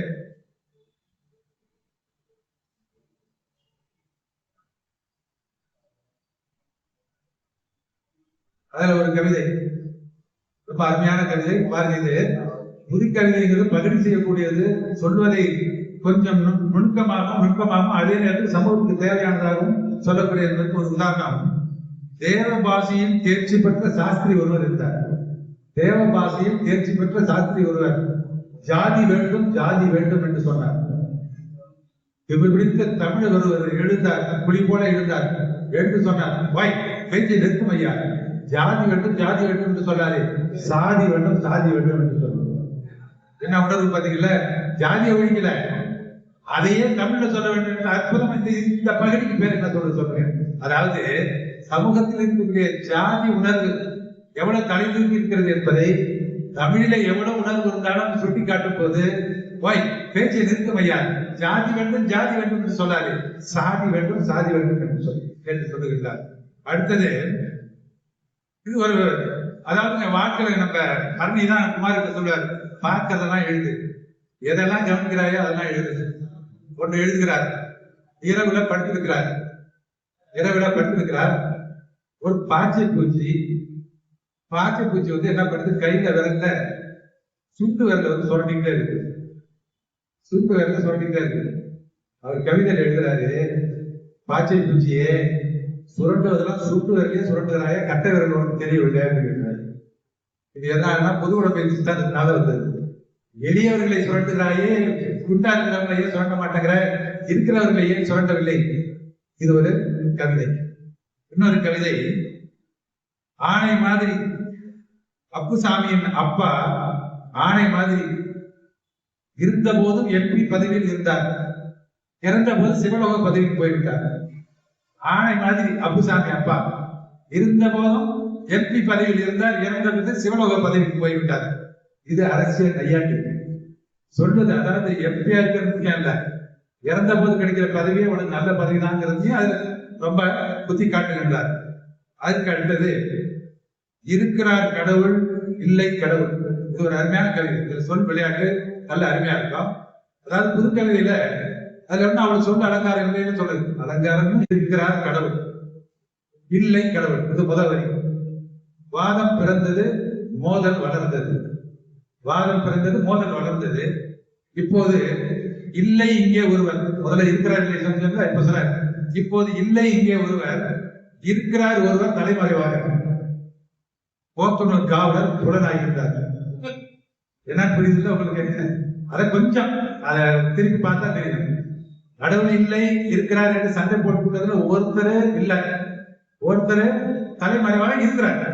அது சொல் அதனால நுட்பமானது. இருக்கிறார். போத்துணர் காவலர் புலனாகின்றார்கள். இந்த ரெண்டு பேரும் எங்க போனாங்க? இவ்வளவு வேகமா சண்டை போட்டுட்டாங்க, எங்க போனாங்க? இவ்வளவு அவருடைய கொள்கை வேறாக இருந்தாலும். அடுத்தது, இவ்வளவு சமூகத்தின் எல்லாவற்றையும் பார்த்து குத்துகின்றவர் இன்னொன்றை குத்துவது அவசியம் என்று நினைக்கிறார் பத்திரிகைகள். இந்த பத்திரிகைகள் குத்துவதை சொல்கிறாரு, உயிருள்ள பத்திரிகை, என் தமிழினத்தை மேலே உயர்த்த வந்த ஒரே உயிருள்ள பத்திரிகை. என்ன உயிருள்ள பத்திரிகை? மாடு முட்டி கிழவி சாவு. மாடு முட்டி கிழவி சாவு, லாரி முட்டி மாடு சாவு, மாமனார் வெட்டி மருமகன் சாவு. எத்தனை சாவு பாருங்க. மாமியார் வெட்டி மருமகள் சாவு.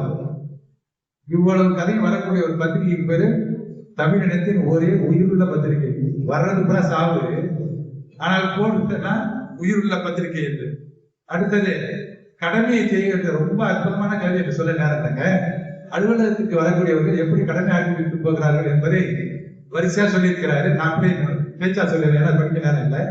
காலையில் 10:30 மணிக்கு வருகை, 10 மணிக்கு வருகை, தூசி தட்டி நாற்காலி உட்கார்ந்த பிறகு 10:30க்கு ஒரு காப்பியும் கொஞ்சம் சுண்டலும், 11 மணிக்கு உறவினர் வந்தால் பேசிக் கொண்டிருக்க வேண்டும். 1 மணிக்கு மதிய உணவு வேலை வந்துவிடும். மதியம் மணி 4 வரை பொழுதுபோக வேண்டும் என்பதற்காக கொஞ்ச நேரம் செய்தித்தாள் வாசிக்க வேண்டும். 5 மணிக்கு கடமை விட்டு வீட்டுக்கு போக வேண்டும். இதுதான் ஒரு அலுவலகத்துக்கு வரக்கூடியவர் என்ன செய்யறாரு கேட்ட இடக்கர இடங்களாக சொன்ன கவிதை. அடுத்தது, இவர் பேராசிரியர் இருந்து மூட்டா இயக்கத்திலிருந்து சம்பள உயர்வுக்காக ரொம்ப போராடினவர்.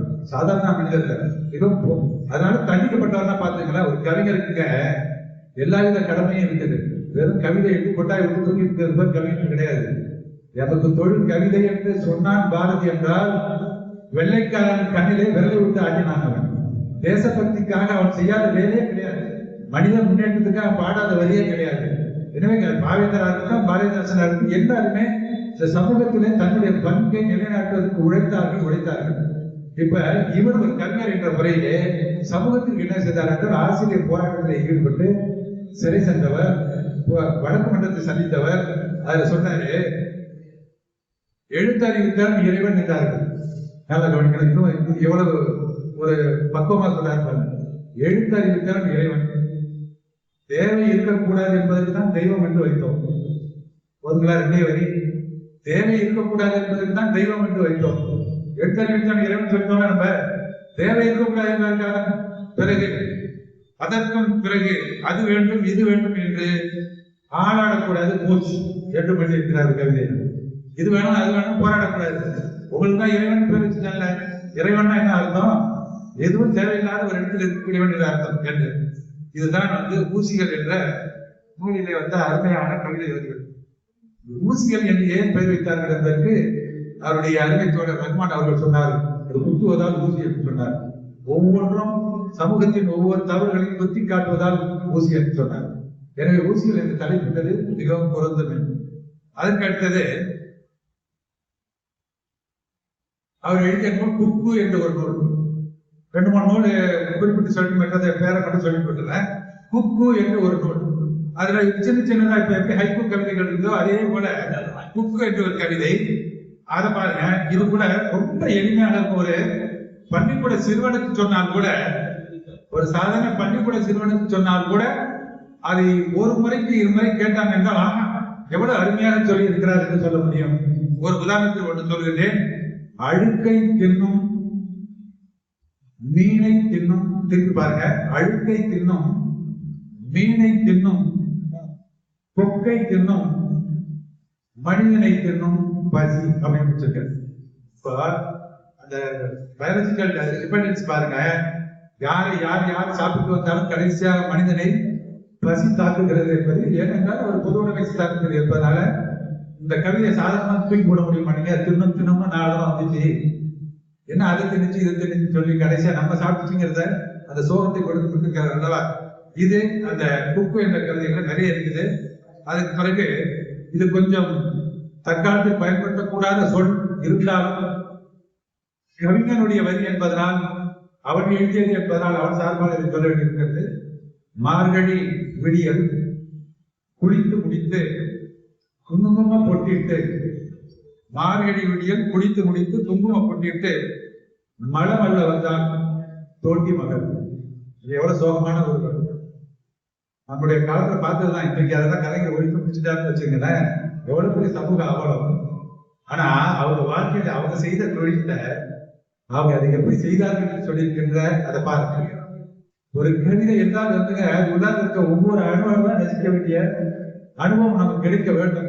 கவிதை இன்பம் போடி இன்பம். அது என்ன கவிதைங்க என்ன இருக்கு என்று கேட்டால், பாட்டில் எத்தனையோ இன்பம் நாட்டிலே உண்டு, அத்தனைக்கும் பெரிய இன்பம் பாட்டிலே உண்டு என்றால் பட்டுப்பாட்டை கல்யாணம் சொல்றாங்க. கவிதைகளை தான் அந்த இன்பத்தை பார்க்க முடிகிறது. அதுக்கு அடுத்தது இது பாருங்க, அரசியலை பற்றிய ஒரு நையாண்டி. கோர புயல் சாய்த்தன கோடி மரங்களை, கோர புயல் சாய்த்தன கோடி மரங்களை தப்பின சில கோடி மரங்கள். அது மட்டும் எதுவும் சாயவே சாயாது. அரசியல் பத்திரிகை சொன்னாரு, சமூகத்தில் சொன்னாரு, அரசியலையும் சொல்லி இருக்கிறாரு. அடுத்தது புரட்சி தலைவர் எம்ஜிஆர் அவர்கள் தலைமையில உலக மாநாடு மதுரையில நடந்துச்சு. அப்பொழுது இவரும் போயிருக்காரு. கட்டுக்கடகாலுக்கு கருத்தரங்கத்தில் பேசுவதற்காக போயிருக்கிறாரு. அது அனுபவத்தில் இருக்காரு. சரியான கூட்டம். உங்களுதான் தெரியும், அவர் காலத்துல கூட்டம் மோதம். அந்த கூட்டத்தை பற்றி ஒரு கவிதை எழுதிக்கிறார். அந்த கூட்டம் எப்படி வந்துச்சுன்னு எழுதிக்கிறார். அந்த வரியை சொன்ன பாருங்க. கூடல் நகரின் கூட்டம், மதுரையில கூடல் நகரின் கூட்டம். 2வது வரி கூட்டம் கூட்டம். 3வது வரி கூட்டம் கூட்டம் கூட்டம். இப்ப இருக்கிற கடைசியில கூட்டம் பாருங்க முடிச்சிருக்காரு. கூட்டம் எங்க வந்துச்சுன்னு கேட்டா, கூட்டத்தை பார்க்கறதுக்கு ஒரு கூட்டம். நமக்கே சர்க்காரத்தை பொருத்தக்கூடிய வழிதான், நல்ல வழிதான் இருக்கு. கூட்டம் கூட்டம் கூட்டம் கூட்டம் கூட்டம் கூட்டம் பார்க்க என்று முடித்திருக்கிறார். ஆகினால் இது குக்கு என்ற புத்தகத்தில் இடம்பெற்ற அருமையான வரிகள். அதற்கு அடுத்தபடியாக 3ம் 6ம் என்று ஒரு நூல் இருக்கிறார். நேரம் இல்லாதனால் அது வைக்கின்றேன். அதற்கு அடுத்தபடியாக நிச்சயமாக அக்காலத்தில் இருந்த இளைஞர்களின் கனவுகளிலே பிறந்த நான் உட்பட பலரும் அதிகமாக ரசித்த கனவுகள் பிளஸ் கற்பனைகள் ஈசிக்கொண்டு காகிறது. இதுல என்னன்னா, இந்த நூலை விமர்சித்து ஆய்வறிஞர் பட்டம் வாங்கியது நம்ம பேராசிரியர் அப்துல் காதர். ஒரு அற்புதமான 250 பக்கத்துல ஒரு நூல் எழுதுகிறார். இனி ஒரு மாதிரி யாருக்காவது எம்பில் ஆய்வெடுப்பார் மாடல் வேணும்னு சொன்னா அந்த நூலை எடுத்து கொடுக்கணும். அவரே ஒரு பெரிய அற்புதமான கவிதை கடல். அவர் எந்த சொல்லிருக்காலும் கரெக்டா பிரிச்சு அப்படியே சொல்லிடுவாரு. அவர் எழுதின நூல்ல இந்த நூலை ஆய்வுக்கு எடுத்திருக்கிறார் என்றால் நீங்கள் தெரிந்திருக்கலாம். மந்திரிகளே போய் கும்பிடுகிறார்கள் என்றால் அந்த சாமி எவ்வளவு ஒரு பலப்புல சாமியாக இருந்து தெரிந்து கொள்ள வேண்டும் என்பது. அந்த மாதிரிக்கு இவர் எழுதிய அந்த கனவுகள் கற்பனை காகிதங்கள் என்ற நூலிலே அவர் எழுதிய வரிகள்ல எவனெவனோ எதிர்காலத்தில் எவளெவளோ அல்ல, அந்த வரி கவனிக்கணும். எவனெவனோ எவளெவளோ எதிர்காலத்தில் காதலை பற்றி எழுதக்கூடிய வரிகளை எல்லாம் முன்பே எழுதி வைத்து போய்விட்டார் என்று சொல்லியிருக்கார். இதை விட ஒரு அப்ரைசல் என்ன கவிதைக்கு? யாரோ எக்காலத்திலேயோ எழுதப்போகின்ற வரிகளை எல்லாம் முன்கூட்டியே எழுதி வைத்து போய்விட்டார் என்று சொல்லியிருக்கின்றார். மிக அற்புதமான ஒரு நூல். அதுல முதல்ல அவர் சொல்ற வரி, வசனம் கவிதைக்கு வாழ்க்கைப்பட்டு விட்டது. இந்த வரிய வசனம் கவிதைக்கு வாழ்க்கைப்பட்டு விட்டது. இதுதான் புது கவிதை. ஏன் மரபு கவிதையில சந்தம் இருக்கும், சந்தமே சில நேரத்துக்கு தப்பான வழியை காட்டிடும். உதாரணத்திற்கு நம்ம கல்லைத்தான் பாட்டு சொல்றாங்க. கல்லைத்தான் மண்ணைத்தான் காய்ச்சித்தான் குடிக்கத்தான் கற்பித்தானா, பொன்னைத்தான் மண்ணைத்தான் அல்லைத்தான் சொல்லித்தான் யாரைத்தான் நோவத்தான் அந்தோ பல்லைத்தான் காட்டித்தான் படைக்கத்தான் படைப்பித்தான் பருமத்தானே. இப்படி பிரம்மன் என்ன பல்ல காட்டி படைக்க வச்சுட்டானே என்ற அதுல வரக்கூடிய சொல் அடுக்கள் திருப்பி வர்றது, இந்த சந்த நயம், இதை பின்பற்றி நிறைய பேர் அந்த காலத்துல கவிதை எழுதிட்டே இருப்பாங்க. இது மரபுல இருக்கக்கூடிய ஒன்று. ஆனால் இது அப்படி கிடையாது. இதுல பாருங்க, வசனம் கவிதைக்கு வாழ்க்கைப்பட்டு விட்டது. 2-3 உதாரணங்கள் சொல்ல பாருங்க. இது முழுக்க அவரே சொல்றாரு இது ஒரு ஆன்மீக கவிதையா என்றால், ஒரு ஆன்மாவின் பேராசையாக இருக்கக்கூடிய கவிதையா என்றால் ஒரு பக்தனுக்கு இருக்கும். நான் வெங்கடமணியிலே நான் குலமாக பிறக்க வேண்டும், பொக்காக பிறக்க வேண்டும் என்று பல்வேறு ஆசைகளை ஒரு பக்தன் வைத்திருக்கலாம். ஆனால் இவர் பக்தர் கிடையாது. இவர் என்ன சொல்ல வர்றார்? இந்த பூமியிலிருந்து நான் மறித்த பிறகு என்னால் அள்ளி கொண்டு போகக்கூடிய அத்தனையிலும் மேலான ஒன்றை பற்றி நான் உங்களுக்கு சொல்ல போகின்றேன். அது என்ன? எல்லா மனிதர் இதயங்களிலும் இருக்கக்கூடிய, எல்லா பருவகாலங்களையும் தாண்டி வரக்கூடிய, வயது முற்றினாலும் போகாத அற்புதமான ஒரு உணர்வு காதல். காதல்னால் பாரதி சொல்லியிருக்கலாம், ஆதலினால் காதல் செய்வது உலகம் இல்லை, காதல் போய் சாதல். அதை சொன்னார். இவர் எழுதுறாரு காதலை பற்றி. ஒரு காதலி கற்பனையா வச்சு சொல்றப்போ நீங்க ஒரு 80 எழுதிக்கிறாரு. 80 அவசியம் அந்த நூலை வாங்கி வாய்ப்பு இருந்தாலும் படிங்கள். நம்ம அதுக்கு வயது கிடையாது நினைக்க வேண்டாம். இப்ப நான் சமீபத்தில் ஒரு கவிதை எழுதியிருந்தேன். ஒரு இந்த மாங்கனிகள் விற்கின்ற கடையில போய் ஒவ்வொரு படமா தேடி பார்க்கிறேன். நீ சொன்னாயே என்று ஒவ்வொரு படமாக தேடி பார்த்து கேட்கிறேன். அவர் கேட்டார், அந்த பழத்தினுடைய பெயர் என்ன என்றால் மாங்கனி என்று சொன்னேன். நான் அவங்க எழுதிட்டேன் தெரியாம. உடனே அடுத்த நாள் போன்ல என்ன இந்த வயசுல போய் இதெல்லாம் எழுதிருக்கீங்க அப்படிங்கிறாரு. சந்தேகப்பட்டாரு.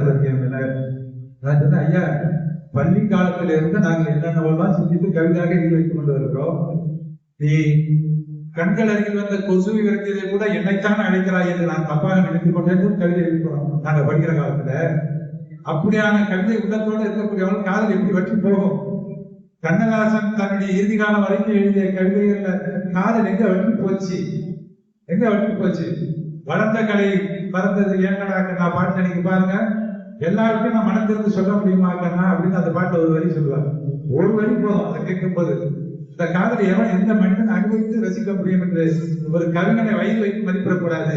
எனவே நீங்கள் யாரும் அச்சப்படாமல் காதல் என்ற வார்த்தையை சொல்லலாம், பேசலாம், படிக்கலாம். நிறைய இது போக்சோ சட்டத்தில் கைதாகக்கூடிய விஷயம் கிடையாது. கவிதையில எத்தனையோ வர்ணனைகள் வருது. நல்ல கண்ணார பார்க்கிறோம், ரசிக்கிறோம். எந்த சட்டமும் நம்ம கைது செய்ய முடியாது. கவிதை தான். கவிதையில வரக்கூடிய காதலும் காதல் தான். அது எந்த விதமான சந்தேகமும் கிடையாது. இப்ப நான் இந்த நூலில் வரக்கூடிய 2 வரிகளை சொல்லியிருப்பாங்க. நான் முகத்தை தாமரை என்று சொன்னால் பொய் என்று சொல்றேன். இவரே சொல்றார், நான் உன் முகத்தை தாமரை என்று சொன்னால் பொய் என்று சொல். உன் நெற்றியை பிறை என்று சொன்னால் பொய் என்று சொல். ஆனால் உன் வாயால் இல்லை என்று மட்டும் சொல்லிவிடாது. நான் உன் வாயால் எதை இல்லை என்று சொன்ன, என் காதலை மட்டும் இல்லை என்று சொல்லிவிடாது. நான் உன்னெல்லாம் வர்ணிச்சதெல்லாம் உண்மைதான். அளவுக்கு அதிகமா வர்ணிச்சுட்டேன். நீ என்ன ரொம்ப தூக்கி பேசுறதுனால நான் உன்னை காதலிச்சிருவேன், தப்பா இடம் போட்டு என்னை மன்னித்து விடு, மறந்து விடாது என்று மறுக்கிறாரு. அடுத்தது, என் வீட்டு முற்றத்தில் பெய்கின்ற மழைதான் உன் வீட்டிலும் பெய்கின்றது. என் வீட்டு முற்றத்தில் பெய்கின்ற மழைதான் உன் வீட்டு முற்றத்திலும் பெய்கின்றது. என் தோட்டத்தில் கூவுகின்ற கோயில் தான் உன் தோட்டத்திலும் கூவுகின்றது. என் மாடியிலிருந்து பார்க்கிற நிலாதான் உன் வீட்டு மாடியில் நிற்கின்றது. ஆனால் காதல் மட்டும் என்னிடத்திலிருந்து ஒரு இடத்தில் ஏற்பட்டது. என்ன ஒரு வலிமையான கேள்வி பாருங்க, எவ்வளவு ஆணித்தரமான கேள்வி பாருங்க. கேட்கணும், கேட்டாதான் அந்த மனசு கொஞ்சம் இறங்கும். ஓ, இவ்வளவு தூரம் பைத்தியம் வச்சு பேசுறாரு, ஏதாவது கொஞ்சம் கருணை காட்டணும்னு நினைப்பாரு. அடுத்தது, இது அடுத்த கட்டத்துக்கு போயிட்டாரு. என் கொல்லையில் வாழை வைத்திருக்கின்றேன். என் கொல்லையில் வாழை வைத்திருக்கின்றேன். வாழை நன்றாக வளர்ந்திருக்கிறது. பூத்து காய்த்து பூரித்து நிற்கிறது. வாழைமரம் அவ்வளவு பூரிப்பா நிற்கிறது, பூரித்து நிற்கிறது. நீ ஒரு வார்த்தை சொல், கொள்ளையில் இருக்கும் வாழையை வாசலில் கொண்டு வந்து வைக்கிறேன். எங்க கொண்டு பார்த்தீங்களா? கல்யாணம் தான் கட்டிக்கு ஓடி போவாங்கிறதுக்கும் இதுக்கு எவ்வளவு பெரிய இலக்கிய நுட்பம் வேற்றுமை இருக்கிறது. எனவே ஒரு கவிஞரை தேர்ந்தெடுக்கும் போது அவருடைய பெருமையை கவிதைகள் எப்படி சொல்லுகிறேன் என்பதை சான்றாக, நீ வந்தபோது என் வாழ்வுக்கு முகவரை எழுத வந்திருக்கிறாய் என்று கருதினேன். நீ வந்தபோது என் வாழ்வுக்கு முகவரை எழுத வந்திருக்கிறாய் என்று கருதினேன். நீயோ முடிவுரை எழுத வந்திருக்கிறாய். இதற்கு நான் நினைக்கிறேன், கவிதை அல்ல ஆக்கிக் கொள்ளலாம் என்று அவரை பணிவோடு சொல்லியிருக்கிறார். இந்த நூற்று சொல்ல கவிதை அல்ல, நீங்கள் வேண்டுமானால் கவிதையாக ஆக்கிக் கொள்ளலாம். ஒரு ஆன்மாவின் யாத்திரை முடிய போகிறது, தேவகானம் ஒடுக்க போகிறது, ஓடிக்கொண்டிருந்த ஊமை குடம் முடிய போகிறது என்று முடிக்கிறார். அதாவது அந்த பொண்ணு கடைசி வரைக்கும் திரும்பியே பார்க்கலன்னா கடைசி வரைக்கும் யாருக்காக பார்க்க சொல்றாரு பாருங்க. யாருக்காக பார்த்தாங்க அதே மாதிரி சொல்றாரு, ஒரு ஆன்மாவின் யாத்திரை முடிய போகிறது, தேவகானம் ஒடுங்க போகிறது, ஓடிக்கொண்டிருந்த ஊமை படம் முடிய போகிறது என்று முடித்திருக்கிறார்கள். இது கடவுள் கற்பனைகள் காகிதங்கள் வரக்கூடியது. அதிக நேரத்தில் உள்ளவர்களை முறைநடையிலே அவர் நிறைய நூல்கள் எழுதியிருக்கிறார். அது ரொம்ப பிரபலமானது வாய் இந்த பக்கம் என்று ஒரு 13 மாதங்கள் ஜூனியர் வேடங்களே 84 வந்து எழுதினார். மிக அற்புதமான அரசியல் நயமிக்க அருமையான கட்டுரைகள் எல்லாமே. அதுல இருந்து ஒன்று மட்டும் வாய் இந்த பக்கம் என்பது உங்களுக்கு தெரியும். மொழித்த கட்டணம் ரோட்ல பேசக்கூடிய வார்த்தை. அதுல ரொம்ப அருமையான ஒரு கட்டுரை இருக்கு. விமர்சி பேச விரும்பவில்லை. கவிஞர்கள் கவிதைகள் எப்படி நாட்டில் ரொம்ப சீப்பா போயிட்டு குறித்து அருமையான கிண்டல் பண்ணியிருக்கிறார். அது வேண்டாம், அதை நான் ஒதுக்கி விடுகிறேன். ஏன்றால் கவிதையின் பெருமை பேச வந்த இடம் என்பதனால் அதை விட்டு விடுகிறேன். அதுல என்னெல்லாம் சொல்லுவாங்க கேட்டீங்கன்னா, இவ்விடம் குறைந்த விலைக்கு கவிதைகள் கிடைக்கும் என்று ஒரு போர்டு கூட வைத்துக் கொள்ளலாம் என்று அவர் எழுதியிருப்பார். இவ்விடம் திருமண வாழ்த்தாக எழுதி தரப்படும் என்று கூட வைத்துக் கொள்ளலாம் என்று கவிதை எப்படி அது தன்னுடைய நிலைகள் தாழ்ந்து போய்விட்டது என்று என்பதை கண்டித்திருப்பார் அந்த கவிதையில. ஆனால் வாழ்ந்த பக்கம் என்பதை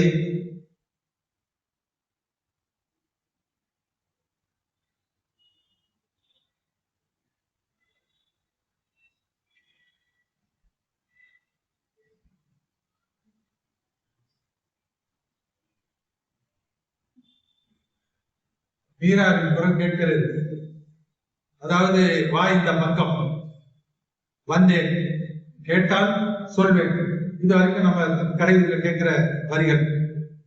எதன் மகிமையான் பேசுகிறாய், நெஞ்சு கூட்டில் இருக்கும் தாயத்தின் மகிமையான் பேசுகிறேன். இது வரைக்கும் கேட்டுட்டோம். இந்த துண்டு போட்ட ஐயா கையில் என்ன வைத்திருக்கிறார், எதை ஆரம்பிக்கிறார். இந்த துண்டு போட்ட ஐயா கையில் என்ன வைத்திருக்கிறார், 2 மந்திரிகள். அந்த டாக்டராமா இறைப்பைக்குள்ளே என்ன இருக்குது, அந்த டாக்டராமா இறைப்பைக்குள்ளே என்ன இருக்கிறது, 100 கணக்கில் கருச்சிதைவு பிண்டங்கள் இருக்கிறது. இதோ இந்த பையன் பைக்குள்ள 10 வயசான எம்ப்ளாய்மெண்ட் கார்டு இருக்கிறது. இதை விட ஒரு சமூகத்தை எழலாகவும் வேடிக்கையாகவும் சுட்டி காட்டுவது எப்படி சொல்ல நிறைய தெரியா. இந்த வருடத்துல கட்டு பேப்பர் இருக்குது, அவரும் சொல்லி நேரத்தை வீணடிக்க விரும்பவில்லை. நீங்கள் எல்லோரும் குறிப்பாக வாசகர் வட்டம், குறிப்பாக அழகமான நகர் வாசகர் வட்டம் அத்தனை பேர் இங்க வந்திருக்கிறீங்க. இது அந்த வட்டத்தினுடைய பலம். அதனுடைய பலவீனம் என்னவென்றால் எல்லாருமே ரொம்ப அறிவாளியா இருக்கிறது. எனவே நேரமே கிடைப்பதற்காக ரொம்ப தடுமாறும் பார்த்தீங்கன்னா, பரந்த மனசா இருந்தாலும் நேரம் கிடைக்காம எங்கேயாவது நேரம் இல்லாம வெளியில போட்டு சொல்லக்கூடிய ஒரு மட்டம் இருக்கிறது என்றால் அங்கதான். எல்லாருக்கும் மேல ஒரு லட்சியம் என்னன்னு கேட்டீங்கன்னா, இவ்வளவு பெரிய சபையில உட்கார்ந்து இருக்கிறது ஏதோ பெரிய தட்டுல கொஞ்சோண்டு சோறுபட்டது மாதிரி இருக்குது. ஆனா அங்க பாத்தீங்கன்னா தொடுக்க வைக்கிற தட்டிலேயே நிறைய தொடுக்க இருக்கிற மாதிரி நிறைய நிரம்பி இருக்கக்கூடிய ஒரு சபையாக இருக்கிறது. அந்த வகையில அழகமான நகர் வாசகர் வட்டத்தின் அத்தனை பெரியவர்களும் இங்கே வந்திருந்து இந்த பெரிய மனசோடு இந்த மையநூல் வாசகர் வட்டத்தில் எனக்கு இந்த அனுமதி கொடுத்ததற்காக தலைவர் அவர்களுக்கும் அதற்குரிய தனபாலன் அவர்களுக்கும் அதில் இருக்கக்கூடிய பொதுக்குழு செயற்குழு உறுப்பினர்கள் அத்தனை பேருக்கு என்னுடைய மனமார்ந்த நன்றியை தெரிவித்துக் கொள்கிறேன். நானும் கொஞ்சம் படப்படன்னு வேகமா பேசி போய் பிடிச்சலான்னு தான் பாக்குறேன். ஆனா நானே கொஞ்சம் சொல்லிடுவேன்.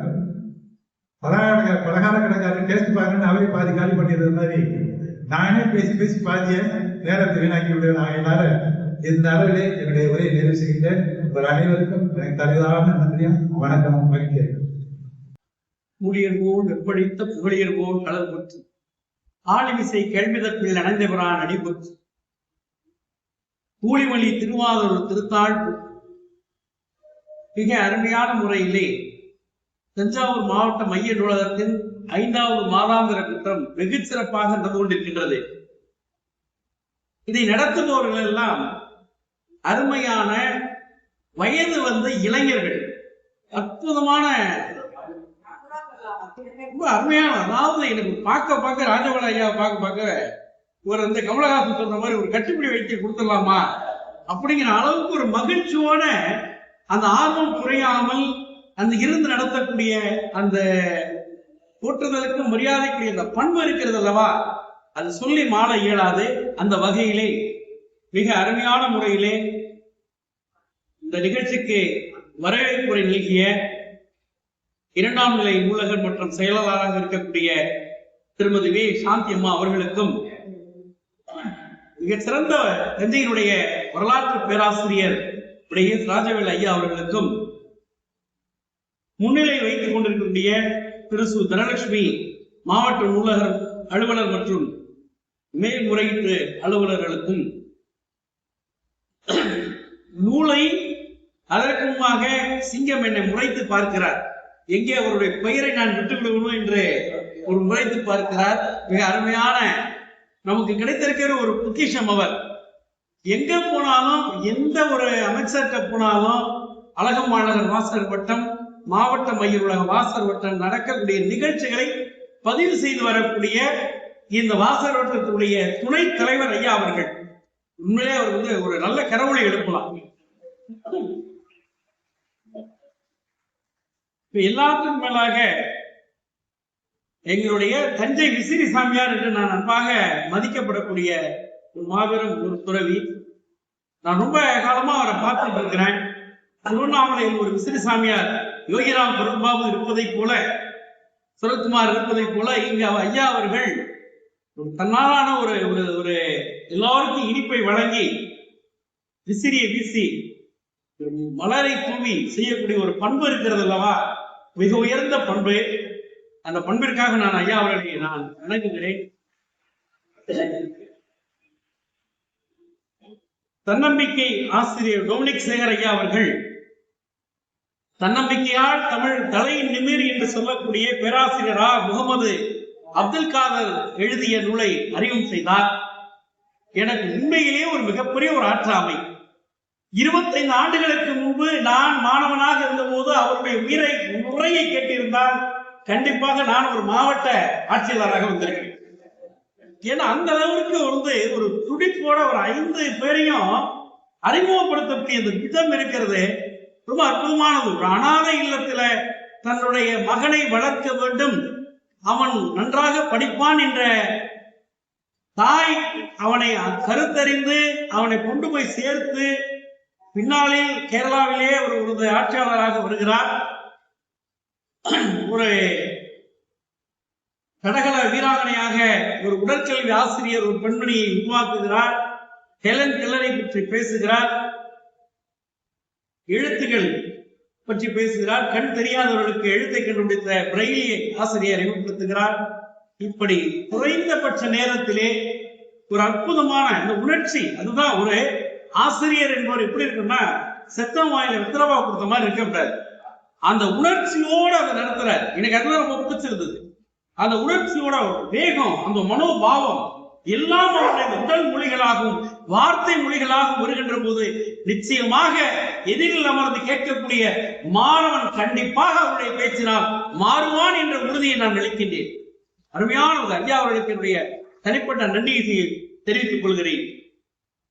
அடுத்ததாக நம்முடைய சிங்கப்பூர் பேராசிரியர் என்று அவரே சொல்லிட்டாரு, சும்மா என்னை கொண்டு போய் சிங்கப்பூர் பேராசிரியர் சொல்லி என்ன உச்சத்துல வைக்காதீங்க, நான் சாதாரண ஆள் தான் அப்படி சொல்லிட்டு அவருக்கே உரித்தான பாணியில அருமையா சொன்னார். எங்களுடைய அண்ணன் நம்முடைய வீரன் ஏமாந்தது கூட நானும் தான் ஏமாந்தேன். பச்சை மீராவை பற்றி பேச போகிறாரோ, என்ன ஒரு மடைமாற்றம் ஐயாவுடைய அறிவிலே அப்படின்னு நான் நினைச்சு வந்தேன். ஆனால் அவர் ரொம்ப சூசகமான முறையிலே இந்த பத்திரிகையை அச்சடித்த தனபாலுக்கு சொல்லணும், கவிஞர் மீரா என்று எழுதியிருந்தால் ஒருவேளை வராமல் இருப்பார்களோ என்ற எண்ணத்தின் காரணமாக மீ ராசேந்திரனை மீரா என்று போட்டார். உண்மையிலே நான் சந்தோஷப்பட்டேன். ஒரு தென்னாட்டு மீரா ஆண்டாளம் நம்ம படித்திருக்கிறோம், வடநாட்டு மீராவை நம்ம நிச்சயமாக எதிர்வாயில் கேட்க போகிறோம் என்று நினைத்தோம். ஆனால் நாங்கள் எங்களுடைய பாரதிதாசன் பல்கலைக்கழகத்திலே மீ ராஜேந்திரனுடைய கனவுகள் பிளஸ் கற்பனை சிக்கோட்டு காவியங்களை மாணவர்களுக்கு 10 ஆண்டுகள் பாடப்பகுதிகளாக வைத்திருந்தோம். ரொம்ப அற்புதமான ஒரு நிகழ்வு, சாதாரண விஷயம் அல்ல. அவர் ஒரு அன்னம் என்று சொல்லக்கூடிய ஒரு பதிப்பகத்தையும் அவர் தொடங்கி தஞ்சையிலே நடத்தி கொண்டிருக்கின்றார். அவருடைய பையன் நடத்தியிருக்கிறாரு. அவருடைய மருமகள் நம்முடைய சுத்தவிநாச்சியார் மகளிர் கல்லூரிய முதல்வராக இருந்து இப்போது பதவி உயர்வு பெற்று ஜேடிபி என்று சொல்லக்கூடிய அந்தஸ்திலே சிந்தியா செயின் என்று சொல்லக்கூடிய அவர்கள் வந்து பணியாற்றிக் கொண்டிருக்கிறார்கள். இப்படிப்பட்ட மிக உயர்ந்த ஒரு மீராவினுடைய கவிதைகளை மிக சுருக்கமாக என்னுடைய பழைய நினைவுகளை எல்லாம் அசை போட்டு பார்க்கக்கூடிய அளவிற்கு அவருடைய நாவன்மை, உண்மையிலேயே நாவுக்கரசர் தான் அவர். உண்மையிலேயே நாவுக்கரசர், வாக்குக்கு ஈசராகத்தான் அவர் தன்னை ரொம்ப அடையாளப்படுத்துவதிலே அடக்கமாக அடையாளப்படுத்திக் கொண்டு ஒவ்வொருவரையும் மதிக்கக்கூடிய ஆற்றல் வாய்ந்தவராக. இரவு நேரத்திலே அவர்கள் இருவருக்கும் அவர் மனைவிட்ட பேசுறாங்கிற எனக்கு தெரியாது. ஆனா வீரேந்தாரோட அவங்க போக்குற டிஸ்கஷன் இருக்கு இரவு நேரத்துல 12 மணியும் தாண்டி போகுது. ஆனா நல்ல ஒரு காதல், இது ஒரு நல்ல ஒரு இலக்கிய காதல். ரொம்ப அற்புதமான முறையில இன்றைக்கு எந்த ஒரு சோர்வை இல்லை. நான் பார்த்துட்டேன், யார் முந்திரியாவது தூக்கம் வரதான்னு பார்த்தேன், ஒருத்தருமே இல்லை. மிக அருமையான முறையிலே அளவறிந்து அந்த கருத்துக்களை சொல்லி அந்த யாரும் அப்படி சொல்லிக்கிறது உட்கார்ந்துட்டாரு. ஐயா அவர்களுக்கு இலக்கிய வட்டத்தின் சார்பாக நெஞ்சார்ந்த நன்றியை நாங்கள் தெரிவித்துக் கொள்கிறோம். மிக அருமையான முறையிலே தனபாலன் ஐயா அவர்கள் ஒரு போற்றுதலுக்கு மரியாதைக்குரிய பண்புடையவர். இலக்கியம் மட்டுமல்ல, இலக்கியம் தெரியாத பகுதிகளை நான் படிக்கிறேன் என்று சொல்லி படித்து விட்டு அதை பற்றி விமர்சனம் செய்வார். உலக இலக்கியங்களிலே அவருடைய ஈடுபாடு அவருடைய பேச்சிலே தெரிகிறது. அவருக்கும் இந்த நேரத்திலே என்னுடைய நெஞ்சார்ந்த நன்றியை வணக்கத்தை நான் தெரிவித்துக் கொள்கிறேன். அடுத்ததாக அமர்ந்திருக்கக்கூடிய அத்துணை பெரியவர்களும் சும்மா சொல்லக்கூடாது, அருமையான மாமனிதர். நம்முடைய இலக்கியத்துல இலக்கிய காவலாக இருந்திருக்கக்கூடிய, எல்லை காவலாக இருந்திருக்கக்கூடிய ஐயா அவர்கள். ஐயா பேர் சாமி பேர் தான் ஞாபகம் வருது. ஐயா ரொம்ப அற்புதமான ஐயனார் அவர்கள் ரொம்ப அருமையான முறையில் ஒவ்வொரு செயலையும் கூர்ந்து பார்க்கிறார். கெதியேரி வெள்ளம் தாஜ்பால் அவர்கள். அடுத்ததாக நம்முடைய ஐயா முன்னாடி உட்கார்ந்து போனதா நுகர்வோர் பற்றி பேசுறாங்க ரொம்ப அற்புதமான முறையில. நேற்றுக்கே உண்மையிலே இருந்து பாராட்டுறதுக்கு மனசு இருந்துச்சு. எங்களுடைய ஒருங்கிணைப்பாளர் நேரம் ஒதுக்கல.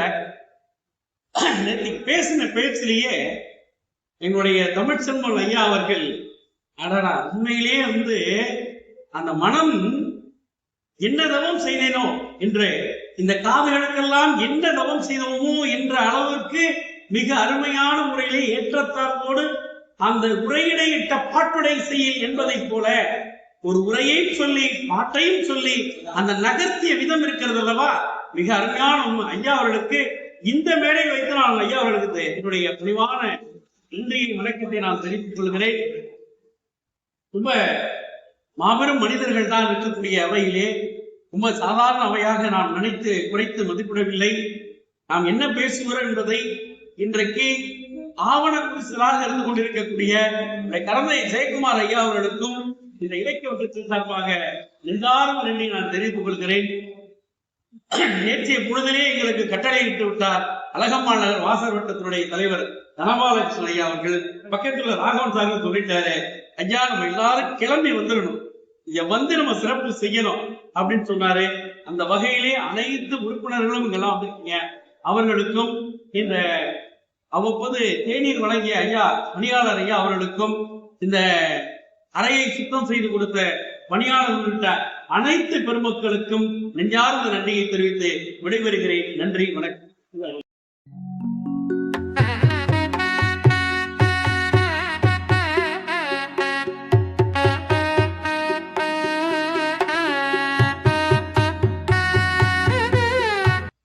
இந்த மீராங்கிற தலைப்பு தான் எனக்கு ஒரு சந்தேகம் இருக்கு. இது ஏன் இப்படி மீரான்னு ஒரு தலைப்பு வந்துச்சுன்னு எனக்கு புரியவே இல்லை. ஒண்ணு கவிஞர் மீரான்னு வந்துட மாட்டாங்க, அவருக்கு வந்து ஒரு காரணமாக இருக்கலாம். ஆனா நார்மலா மீரானே யாரும் சொல்ல மாட்டாங்க. நார்த் இந்தியாவில இருந்து மீரா பாய் தான் சொல்றாங்க. ஏன்னா அதுதான் சிறப்பு. நம்ம வந்து கிருஷ்ணன் சொல்றாரு, ஸ்ரீகிருஷ்ணன், ஸ்ரீராமன் அப்படிதான் சொல்லுவோம். அது போல மீரா பாய்னு சொன்னா அதுக்கு மதிப்பு. இவர் ஏன் இதை சொல்லல தெரியல எனக்கு. அது ஆனாலும் அது மீராபாயை பத்தி தான் இருக்கணும்னு சொல்லி, ஏன்னா அந்த மீராபாயை பத்தி நிறைய நான் படிச்சிருக்கேன். என்னுடைய பழக்கம் நார்த் இந்தியாவில் இருக்கனால நிறைய கவிதைகளை அவங்க படிச்சிருக்கேன். அவங்களுடைய மீரா பஜன்ஸ் நிறைய கேட்டிருக்கேன். தாதாவுடைய வாணிஜராங்க நிறைய படிக்கிறாங்க. அவருடைய சொற்பொழிவை பத்தி ஒரே ஒரு வார்த்தை சொல்றாங்க. அவர் எனக்கு பல மொழிகள்லாம் தெரியாது, பல மொழிகள் தெரியும், ஆனா பாண்டித்யம்லாம் கிடையாது. கொஞ்சம் தெரியும் எல்லாத்துலையும். நீங்க பேசுனதை கேட்டுட்டு எதில் வரானே